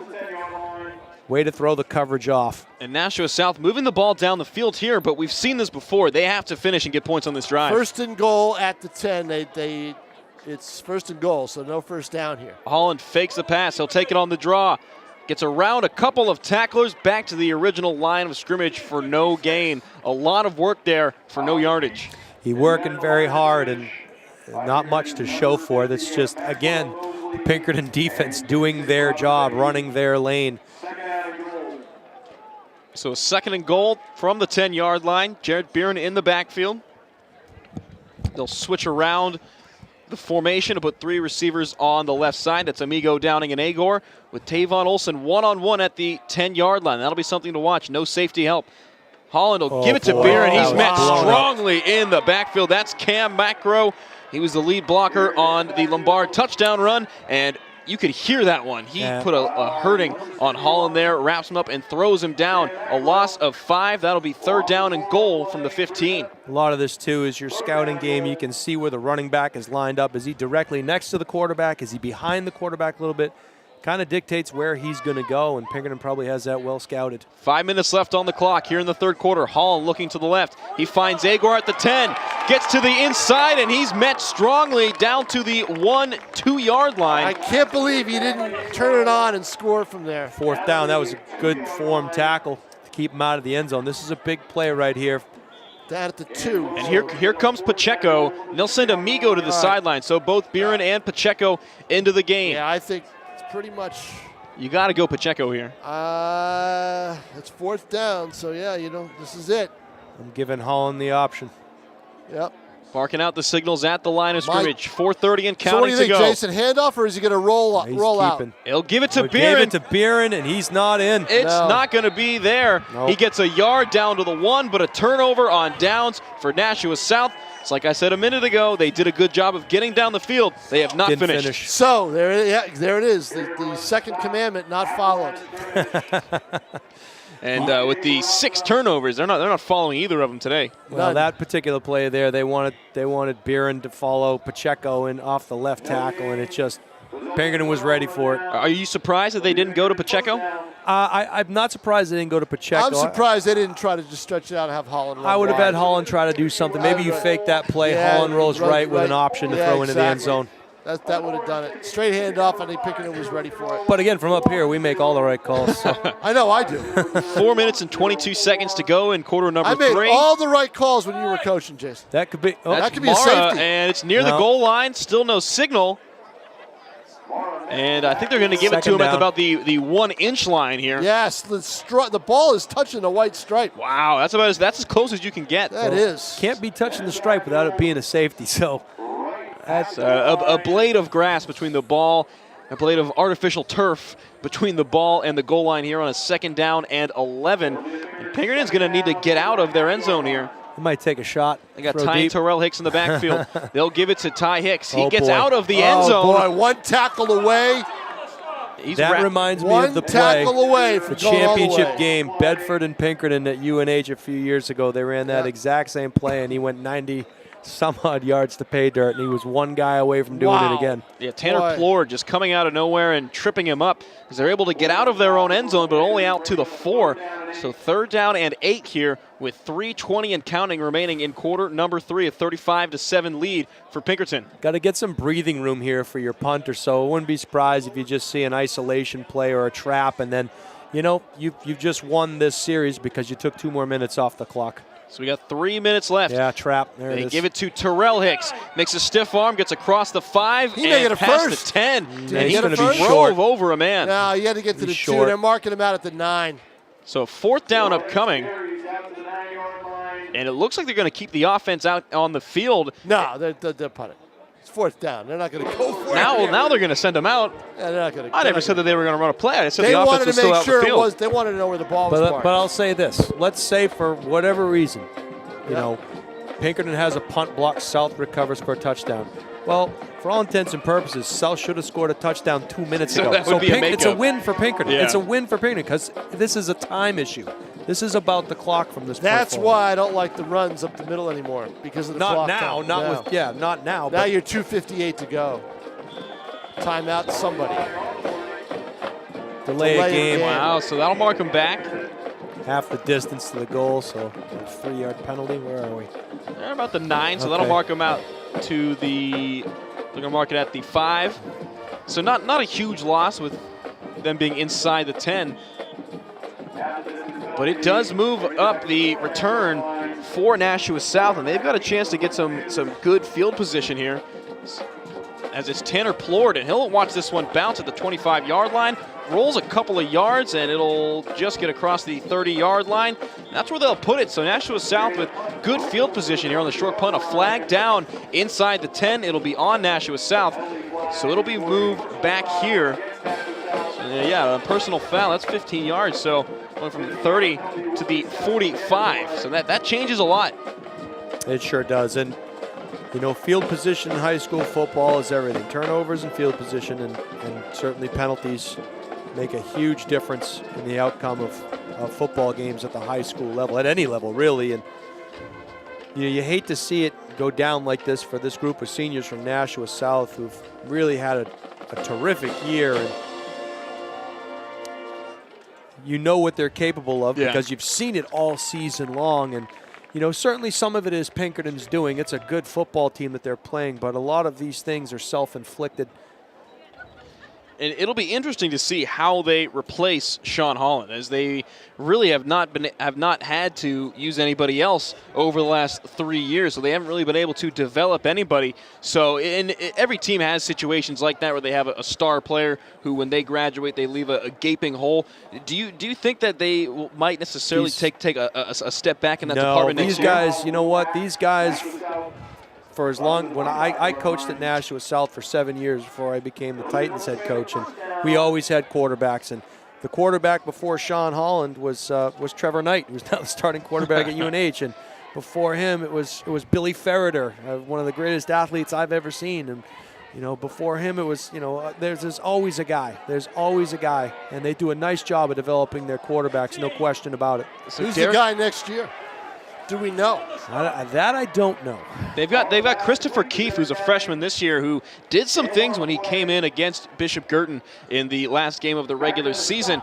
But he's an undersized quarterback. He's not going to be like a Sean Holland in terms of his size and his field vision, but the athleticism is there. One of the things that they've always done at Nashua South, and they've done it well, is they've usually had a 3-year starter. A kid that's been there for 2+ 3 years has been at the head, at the controls. And so that would seem to be the thing next year is, you know, let a sophomore take over and take your bumps and bruises with him, knowing that in a couple of years he'll be at this level. So 2:16 remaining here in the third quarter.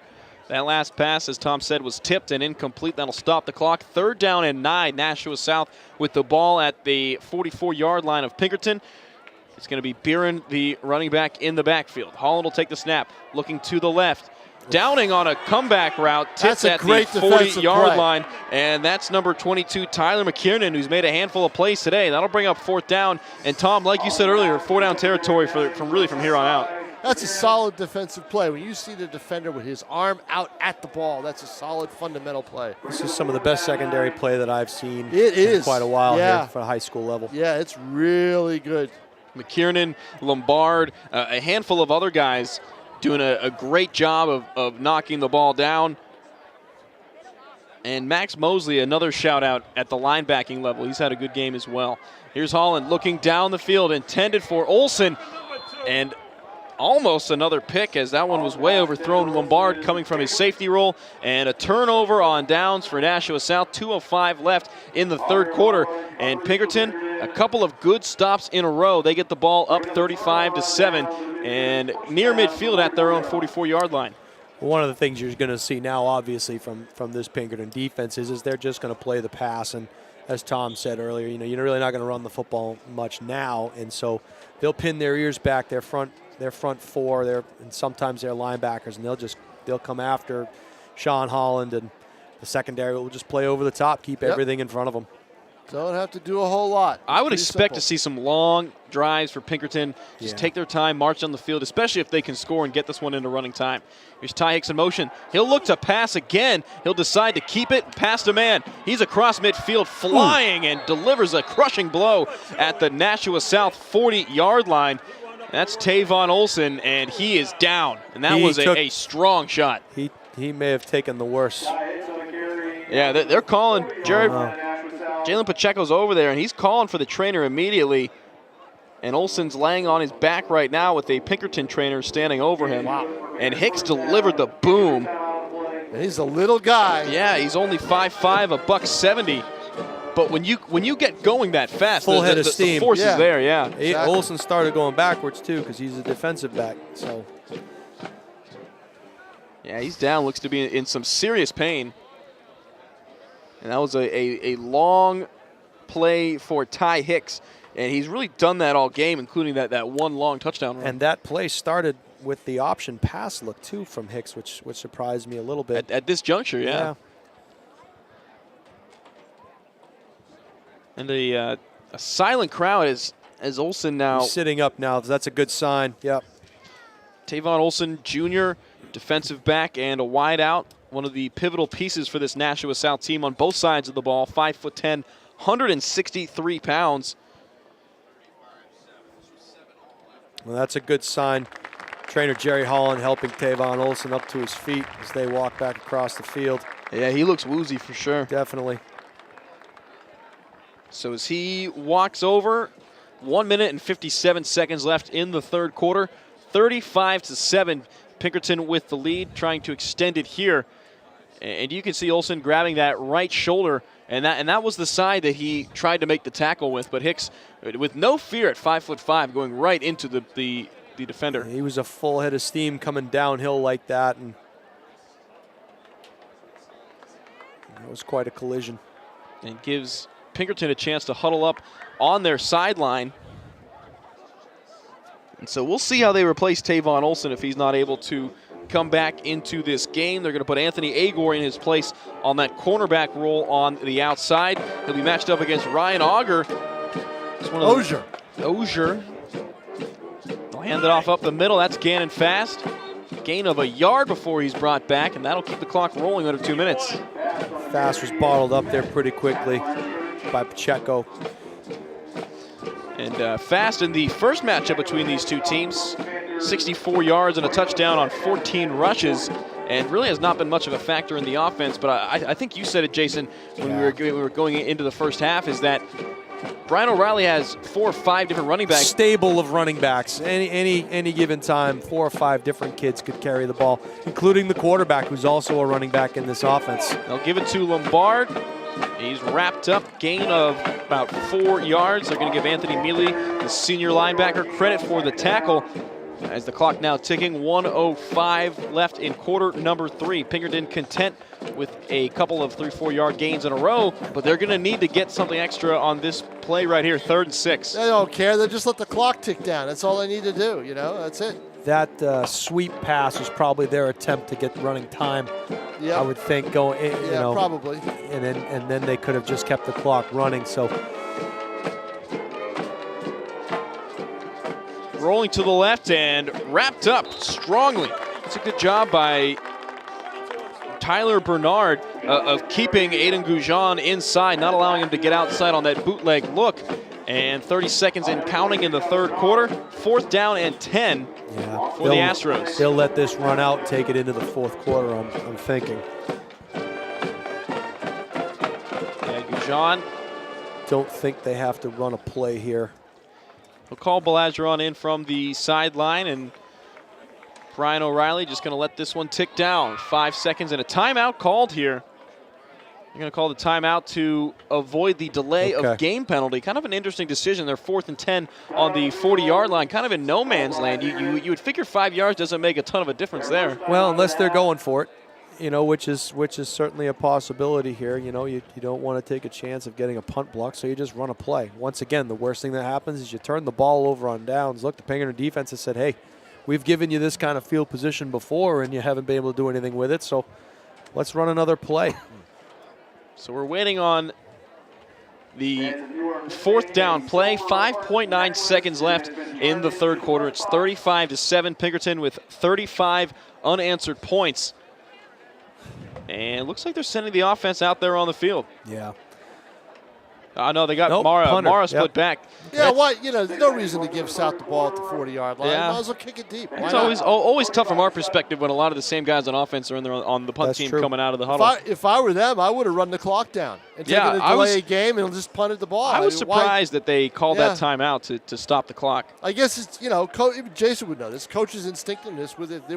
Don't take the penalty. When there's confusion, call timeout. Call timeout. Right. And I've actually seen Coach O'Reilly do something pretty unique. I'll talk about it after this. It's pretty classy, I think. So here's Gennaro Mara punting from just inside the 50-yard line. A nice sky-high kick. Is that even good? Isn't Calling that for a fair catch is Plord, and a good fake out, and They're going to That's call definitely a touchback. What a great effort, though. Yeah, that was a great job by number 22, Tyler Explain McKiernan. to me why is that? It touched him in touched the end line. zone. It touched the line. It Touched didn't go the in the line? end zone, but the ball touched the line. Okay. And so it's an automatic touchback in high school football, yeah, And he and in any level. He almost saved it. A good effort there. But go ahead and finish your story about So they were about to punch one in. Another, they were on the 2 or 3 yard line. The JVs were in the game at that point, and he purposely took delay of game penalties so as to back up his own offense, to make it harder for his own offense to kind of score. So taking a knee when you're about to go in, when there's like 3 or 4 minutes left, that can be a disheartening thing. Yeah. Scoring a touchdown can be a disheartening thing. So what did he do? He took a delay of game penalty on his own team so that he could back them up and make it harder for them. So it's really, and I think that's a pretty classy move, for someone to do. It doesn't necessarily look like he did it on purpose, but I know that he did. Yeah. So it's difficult when you have a team like this. Sometimes you're going to go in and you're going to have your way with a lot of folks when you have 3,100 kids in your high school and there are several four levels of football, several towns feeding your program, and the main thing there is when you look down on their sideline, he has assistant coaches that have been with him for 20 and 30 years. So the right hand knows what the left hand is doing. He has nothing to do with the defense. As you see, a great play here. And that's the first play of the fourth quarter. Alex Amigo gets up to the 30-yard line. That'll be good enough for – actually, no, they're going to call it a second down and inches. But you were saying Brian O'Reilly's got nothing to do with the offense? No, the defense. He has nothing to do with the defense. He has a defensive staff, and he may meet with them on occasion, say, hey, what's the plan for this week? But for the most part, he's the offensive guy. He calls the plays, he runs the offense, and he has a completely different staff that runs the defense. He had Brian Murphy there as his defensive coordinator for years. I don't think Murphy is still on the staff, but he had him there for years. And he's got Mike Gooden on the staff as well. He's been there for years. He's been there for a long time as well. So Holland cuts it across the first down line. He'll find Amigo on a screen pass, but met strongly by Caden Balageron. Yeah. He's got a touchdown catch in this game. He's made a couple of good defensive plays. And one thing, still no Tavon Olson back in the game. It's been Agor filling in for him. I'm looking for him down on the sideline. He was down there earlier with his helmet on, still walking around. I see him now. He's just down in the middle of his teammates, but 11 minutes remaining in the contest. No use in putting him back in right now. Here's Holland rolling to the right, directing traffic, sending a man down the field. He'll check down to Downing, flag down at the 30-yard line, but Downing across the 40. Gotta think it's a hold. Yeah, at that point when the play breaks free and guys are cutting back and forth, you see that a lot. We'll see what this call is. Well, South will still have another game left after today. Right. As it looks like they might come up on the short end of this one. I'll have to play a Nashua North team on Thanksgiving Eve. Yeah. Difficult, Jason, when you think that this was a year they were basically pointing to. Yeah. I think last year making the semis for them, or for making North. the quarterfinals for them. South, and a game, Tom, they could have won. A game they could have won against Exeter. Right. Yeah. So they'll regroup, though. This I can tell you about Scott and I, having coached with him for 7 years. This may be against Pinkerton. The way they're talking to South, right? Okay. Could be a. They're talking to the Panthers. They're talking to Sean Holland. But Coach Knight does a lot of good things, in that downtime. That they'll lift, they'll test, they'll do some fun stuff together as a team. He does a lot of good team building stuff. I know they did some paintball this summer, and he does a lot of fun things with his guys. Yeah, illegal use of hands, a personal foul on Pinkerton, so it'll go for a South pass interference. Yeah, I think illegal hands to the face is the call. I think so. It's going to go. And a big note here, guys, is Tavon Olson checked back into the game, sending Brennan Frost to the sideline. So Olson appears to be all right after taking that big shot from Ty Hicks. So a shoulder, probably got a shoulder ding, something. A stinger, yeah. And also, as Olson goes into the game, Tyrell Hicks comes out of the game limping. He was the one applying pressure to Holland there, and he came up a bit lame on that right leg. So after all that delay, 10:46 remaining in the fourth quarter, 35-7, Pinkerton with the lead. So Beeren in the backfield with 3 receivers to the near side. Holland looking to the right. He'll take the snap at about his own 40-yard line. Looking to the left, pressure from behind. He feels it, is able to get out, grabbed by his jersey, and intercepted by Balageron. Well, that's, you just said it, grabbed by his jersey. He's falling down, and he lets the pass go. I think he probably would have rather had that go out of bounds to try to avoid the sack, but unfortunately the ball hung up as he was falling down. And he was looking for Amigo, and Balageron takes it away.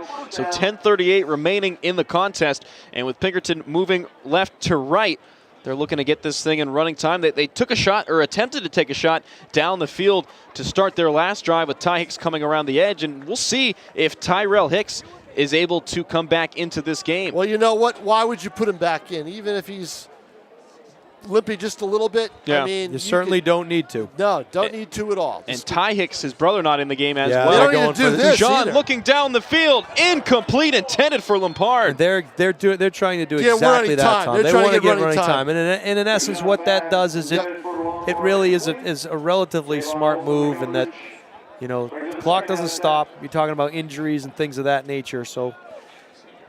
Because once you get into running time, they don't take it off. Running Go time, back. Yeah. and there's no doubt about it. That's what they want. You're right, to get out of here with no injuries and limit the damage of anybody getting hurt. Yeah. Already both Hicks brothers taken out of this game. 10:33 remaining in the fourth quarter. Goujon under center. He'll hand it off to Lampard around the left. Tries to cut it up the middle, is able to fight for 2-3 yards. They'll give him 3. Lombard's a long stride runner, and took him a little bit to turn up field there. Well played by the defensive front for the South Purple Panthers. So big 3rd down and 7 here, yeah, as we Olsen see coming again, off the Olsen field, coming yeah. off. And it's a different scenario. If you were up 35-7, you would have him with the helmet and the shoulder pads off by now. But down 35-7, the last meaningful game, again, Nashua South playing Nashua North on the night before Thanksgiving. But he wants to get back in the game. I'm sure that's his He's a decision. competitor, and there's isolation So right there's up Mara. the gut again. A spear through, and he'll be untouched into the end zone. And a touchdown with 9:45 remaining, a 42-yard sprint and score for Gerardo Mara. And with an extra point, Pinkerton will be in the fabled land of running time here in the first round of the NHIAA Division I playoffs. Well, you got to make the extra point. Yeah, that's why I said depending on the extra point. Got to make here. the extra point. I've seen many a game, not hit that because of the kicking game. So it'll be Brandon Roy, who might become Tom King's favorite player if he makes it. Yes, he will. It's up. Oh, almost tipped. He almost hooked it to the left, Tom, but it's through. 35-point lead for Pinkerton. They're up 42-7 with 9:45 remaining. And now we are in running time. Running time. I think that, when you look at what Sean Holland has faced here today from this Pinkerton defense, this is about as disciplined a defensive effort as I have seen. These kids are well schooled, and they've just done a real good job of taking away the things that South does well and has done well all year long. So hats off to the Pinkerton defense. And, Nashua South has had a great year. They just ran into a team that was very well prepared and running on all cylinders today. And it started from the opening kick, really, that they've been all over Holland. They ran into a team that was running on all cylinders because South left the engine running for them and the keys in the car. Yeah. That's the thing. Seven turnovers. There's your article right there. No, you know what it says? You should write it, Jason. No, you know what it says? It says they broke 2 of Scott Knight's key commandments. Yeah. And their punishment is this loss, and that's what it is, basically. Squib kick fielded by Brandon Boy, Frost. another one. Anything Yeah. on the ground has been tough to handle. They've had some trouble. He's able to get it back to the 20-yard line before he's met by a score of Pinkerton tacklers and a flag coming in at the 20-yard line and another late one. Face mask coming in here. Yeah, he was held up there at the 20-yard line, and then the rest, seemingly, of that Pinkerton kickoff team came in and delivered some late high shots. And we'll see, 2 flags coming in, each from the opposite side. Now 3. So another ref's going to throw his flag into the mix. Yeah, I thought so too. Tackled his helmet. And we'll see these referees taking their time and making these calls today. Right, but see, I think in running time in New Hampshire, penalties should keep it running still. Yeah. So yeah, they're gonna a personal foul and a face mask. So that'll be a big gain of yardage here for Nashua South with 9:26 remaining. They trail 42-7. So it's going to be moved up from the 20-yard line. So that'll go to the 35. That's where Nashua South will take over. Sean Holland getting things going here, and here in running time, this one might be out of reach. So you're playing for pride's sake at this point. Yeah, no question about that, Matt. These kids have worked hard all year long, and they want to go out with a score here. Holland well rolling played. to the left. He finds Downing. That's his favorite route right there, it seems. Rolling to the left, just kind of opening it up in that long arm action. Completed pass to Downing for the first down at the 47-yard line. Downing doing a nice job catching that football, keeping control before tapping his feet. So Holland, no huddle again, looking to the left. He'll fake it that way. He'll find Olsen to the right, back into the game, across midfield to the outside, and he's brought down at the Pinkerton 41-yard line. Olsen making a nice play there, nice adjustments to the ball, and a nice move before he was thrown out of bounds by Lombard. But that play will result in a South first down. So 8:25 and counting. We are in running time. Nashua South trailing by 35 points. Jarrett Beeren in the backfield. Sean Holland, a couple of late instructions for him. He'll call for the snap. He'll look to the right, now to the left. Firing the ball downfield. It's Downing, and he turned into a defender there, as that was Ladipo, rather, the senior, who's been all over the place today. Really right to him. A lot of air under that ball from Holland. And what they tried doing there is they tried running what you call a smash route. It's a little out and up by the number 2 receiver. But Pinkerton is just playing center fielders back there. They're just waiting for the ball to come down. They're not biting on any underneath stuff. They're going to keep everything in front of them. Yeah, and we talked about it earlier where the run game really has been taken out of contention here for Nashua South. They're going to be throwing the ball, so you can play that differently on the defensive side.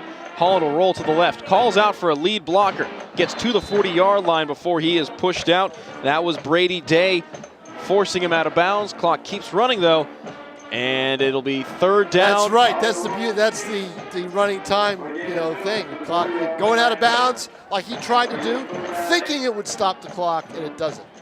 I mean, it looked like at that point he was just trying to avoid taking a big shot as Pinkerton was really closing in on him. Beeren still in the backfield. 7 minutes to go. Clock rolling. Third down. Holland looking down the field over the middle. It's Downing near the first down marker. He'll get across. They'll give him the 29-yard line. So a nice little drive here late for Nashua South. 6 minutes and 45 seconds. They look to the sideline. And really here, you're just trying to make sure that your offense is rolling for your Thanksgiving Eve matchup. Well, these guys, again, they're not going to change what they do, and this is something Whoa, watch out here. Been successful all year for him as Holland changes directions and makes something out of nothing. Yeah, he got away from a couple of tacklers.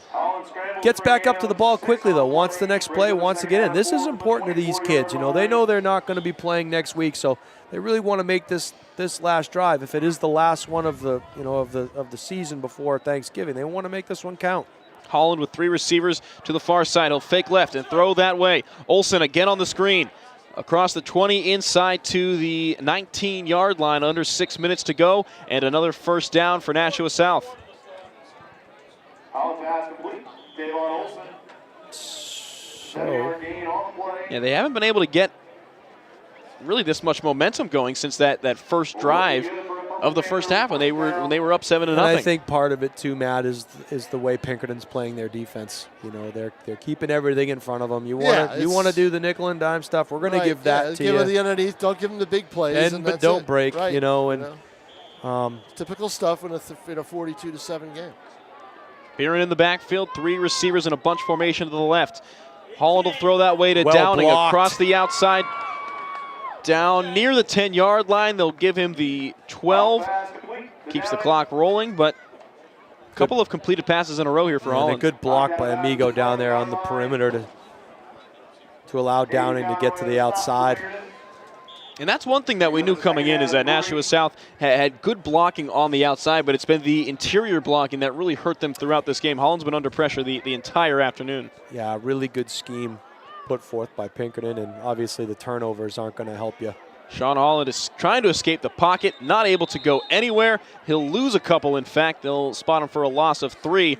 That'll bring up a 3rd down and 6, as Holland was looking to pass to the right, tried to bounce it outside, was contained well, and then had to get it up the middle, but there was nothing going there for him. Boy, the most intriguing game of the day turns out to be. I think this is a game of what ifs. I'm not sure. I don't think Pinkerton is 42-7 better than Nashua South. But they are when you turn the ball 7 times. And I think that's what you look at. You really, if you had seen a cleaner game today, it would have been interesting to see what this could have turned into. And of course, hindsight's 20/20. But Holland finds Amigo, and he takes a shot. That'll bring up 4th down.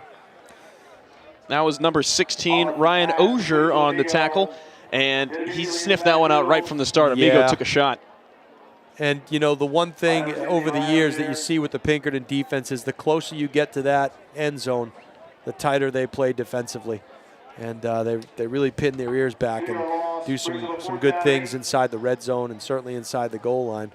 We'll see if South can get the 1st down here at the least to keep this drive going. 4th down and 8. Amigo comes off the field after that big tackle. Brendan Frost in to replace him.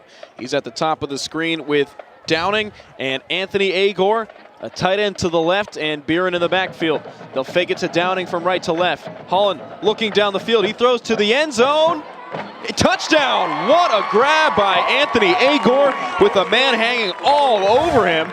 And Nashua South, a good drive capped off by what, from in my opinion, the best catch of the day. Yeah, Holland put that ball where only Amigo could get it, and he only had one arm. It was Agor. Agor, where only Agor could get it, and he did it with one arm, which was also very impressive. So a nice touch there on the pass and a great catch by Agor. And he had the man hanging all over him too. I was surprised we didn't see a flag there. Well, the other thing too is you tell kids all the time, and as the kick is up and it is good, anytime you can get inside your defender and it's one-on-one coverage, you have him beat. And Sean Holland put that ball right on the money, and Agor made a spectacular catch. A picture-perfect throw and a phenomenal grab in the end zone brings the score to 42-14. 3:41 remaining.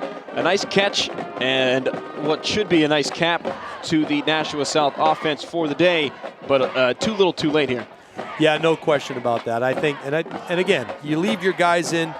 You've got a 2-week break coming up here where you've got to find some things that you can do to span that time between Thanksgiving and now, and you let the kids go out.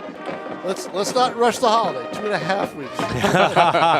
Guys, a pleasure. I'm going down south All right, to the Tom. field. So sounds good. Tom King, pick up his article tomorrow in the Nashua Telegraph.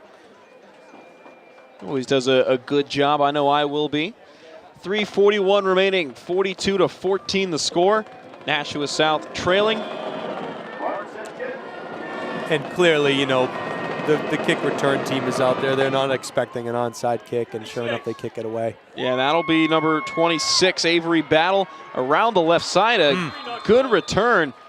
He gets across the 35-yard line. They'll give it to him at the 36. Yeah. And with the clock rolling at 3:20, this realistically, Jason, should be the last drive of the game. This should do it, and Frost wasn't there on that kick return. Battle'd still be running, but this should about do it. Yeah, if they're able to get one first down, you figure. Yeah, clock's running now, and obviously Pinkerton sending in some of their backups right now.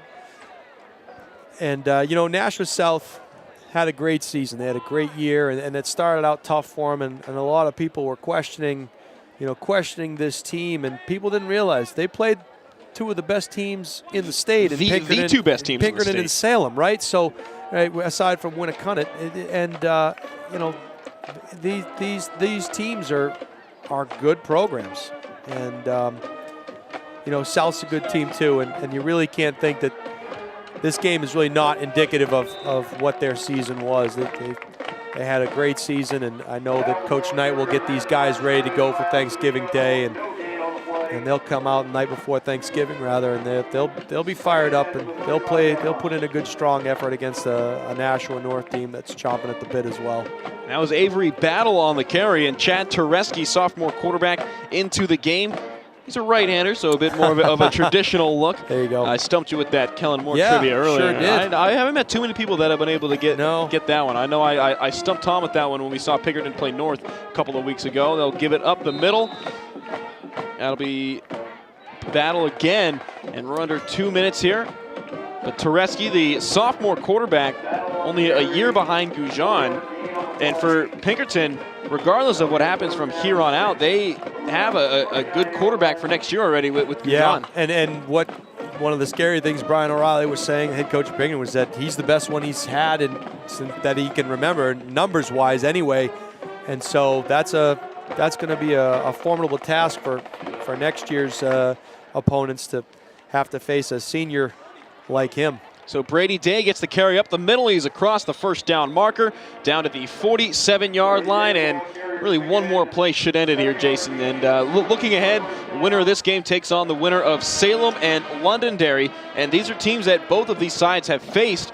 Pinkerton was able to beat Londonderry. They were both able to beat Londonderry, and they both fell to Salem. Right. So it's been a look that both of these sides have had. That game kicking off at 3 o'clock. So getting ready to get going. And what are you looking at in terms of the next round? Well, you have two teams that really are mirror images of themselves in terms of the offense that they run. They have hard-nosed kids. They both play defense. Anytime you give a Pinkerton Academy team another chance, I certainly have been on the other side of that. We beat a Pinkerton team in 2010 33-7, and they beat us in the title game 14-7. So anytime you face a team twice, you give them another opportunity. Pinkerton will be ready to play, and so too will Salem. I think it's going to be a great game. Yeah, it doesn't matter what you do the first time through in the regular season. It really only matters here in the playoffs. The game will be in Salem, but as we see here, it doesn't matter where Pinkerton plays. They're going to bring it. And as the clock hits 0, so does the end of the Nashua South season. They fall 42-14 here at Stellos Stadium. And Jason Roby, your final thoughts on this game and this Nashua South team from this year? Well, I think they have nothing to be ashamed of. Certainly it's not the way you want to go out, and turnovers were really the focal point of this game, unfortunately. It would have been nice to see a mistake-free game played on both sides, really, especially in the quarterfinal round of the state tournament. But this is a good South program, and I say program. There are teams and there are programs. This is a program. These are kids that grow up wanting to be Purple Panthers, and they'll be back. They'll be back. They'll be strong. They'll have a good offseason in the weight room, and Coach Knight will keep this thing going. And so it's as heartbreaking as it is for them today, as heartbreaking as it is for them, looking at the scoreboard here. They had a great season, and they will be back. And of course, Pinkerton, well, what can you say about the Pinkerton Astros other than they move on, they move up, and next? It's been a machine-like approach for them, and really for the entire existence of the school, but namely this season. So Nashua South season ends. They finish the year at 7-3. Their 7-game win streak comes to a loss at the hands of the Pinkerton Academy Astros. They move to 9-1 on the year. They'll take on the winner of Salem and Londonderry next week. For Tom King, Jason Roby, Pete Johnson, and everybody else at NashuaETV, this is Matt and Everett signing off. Have a good night, everybody.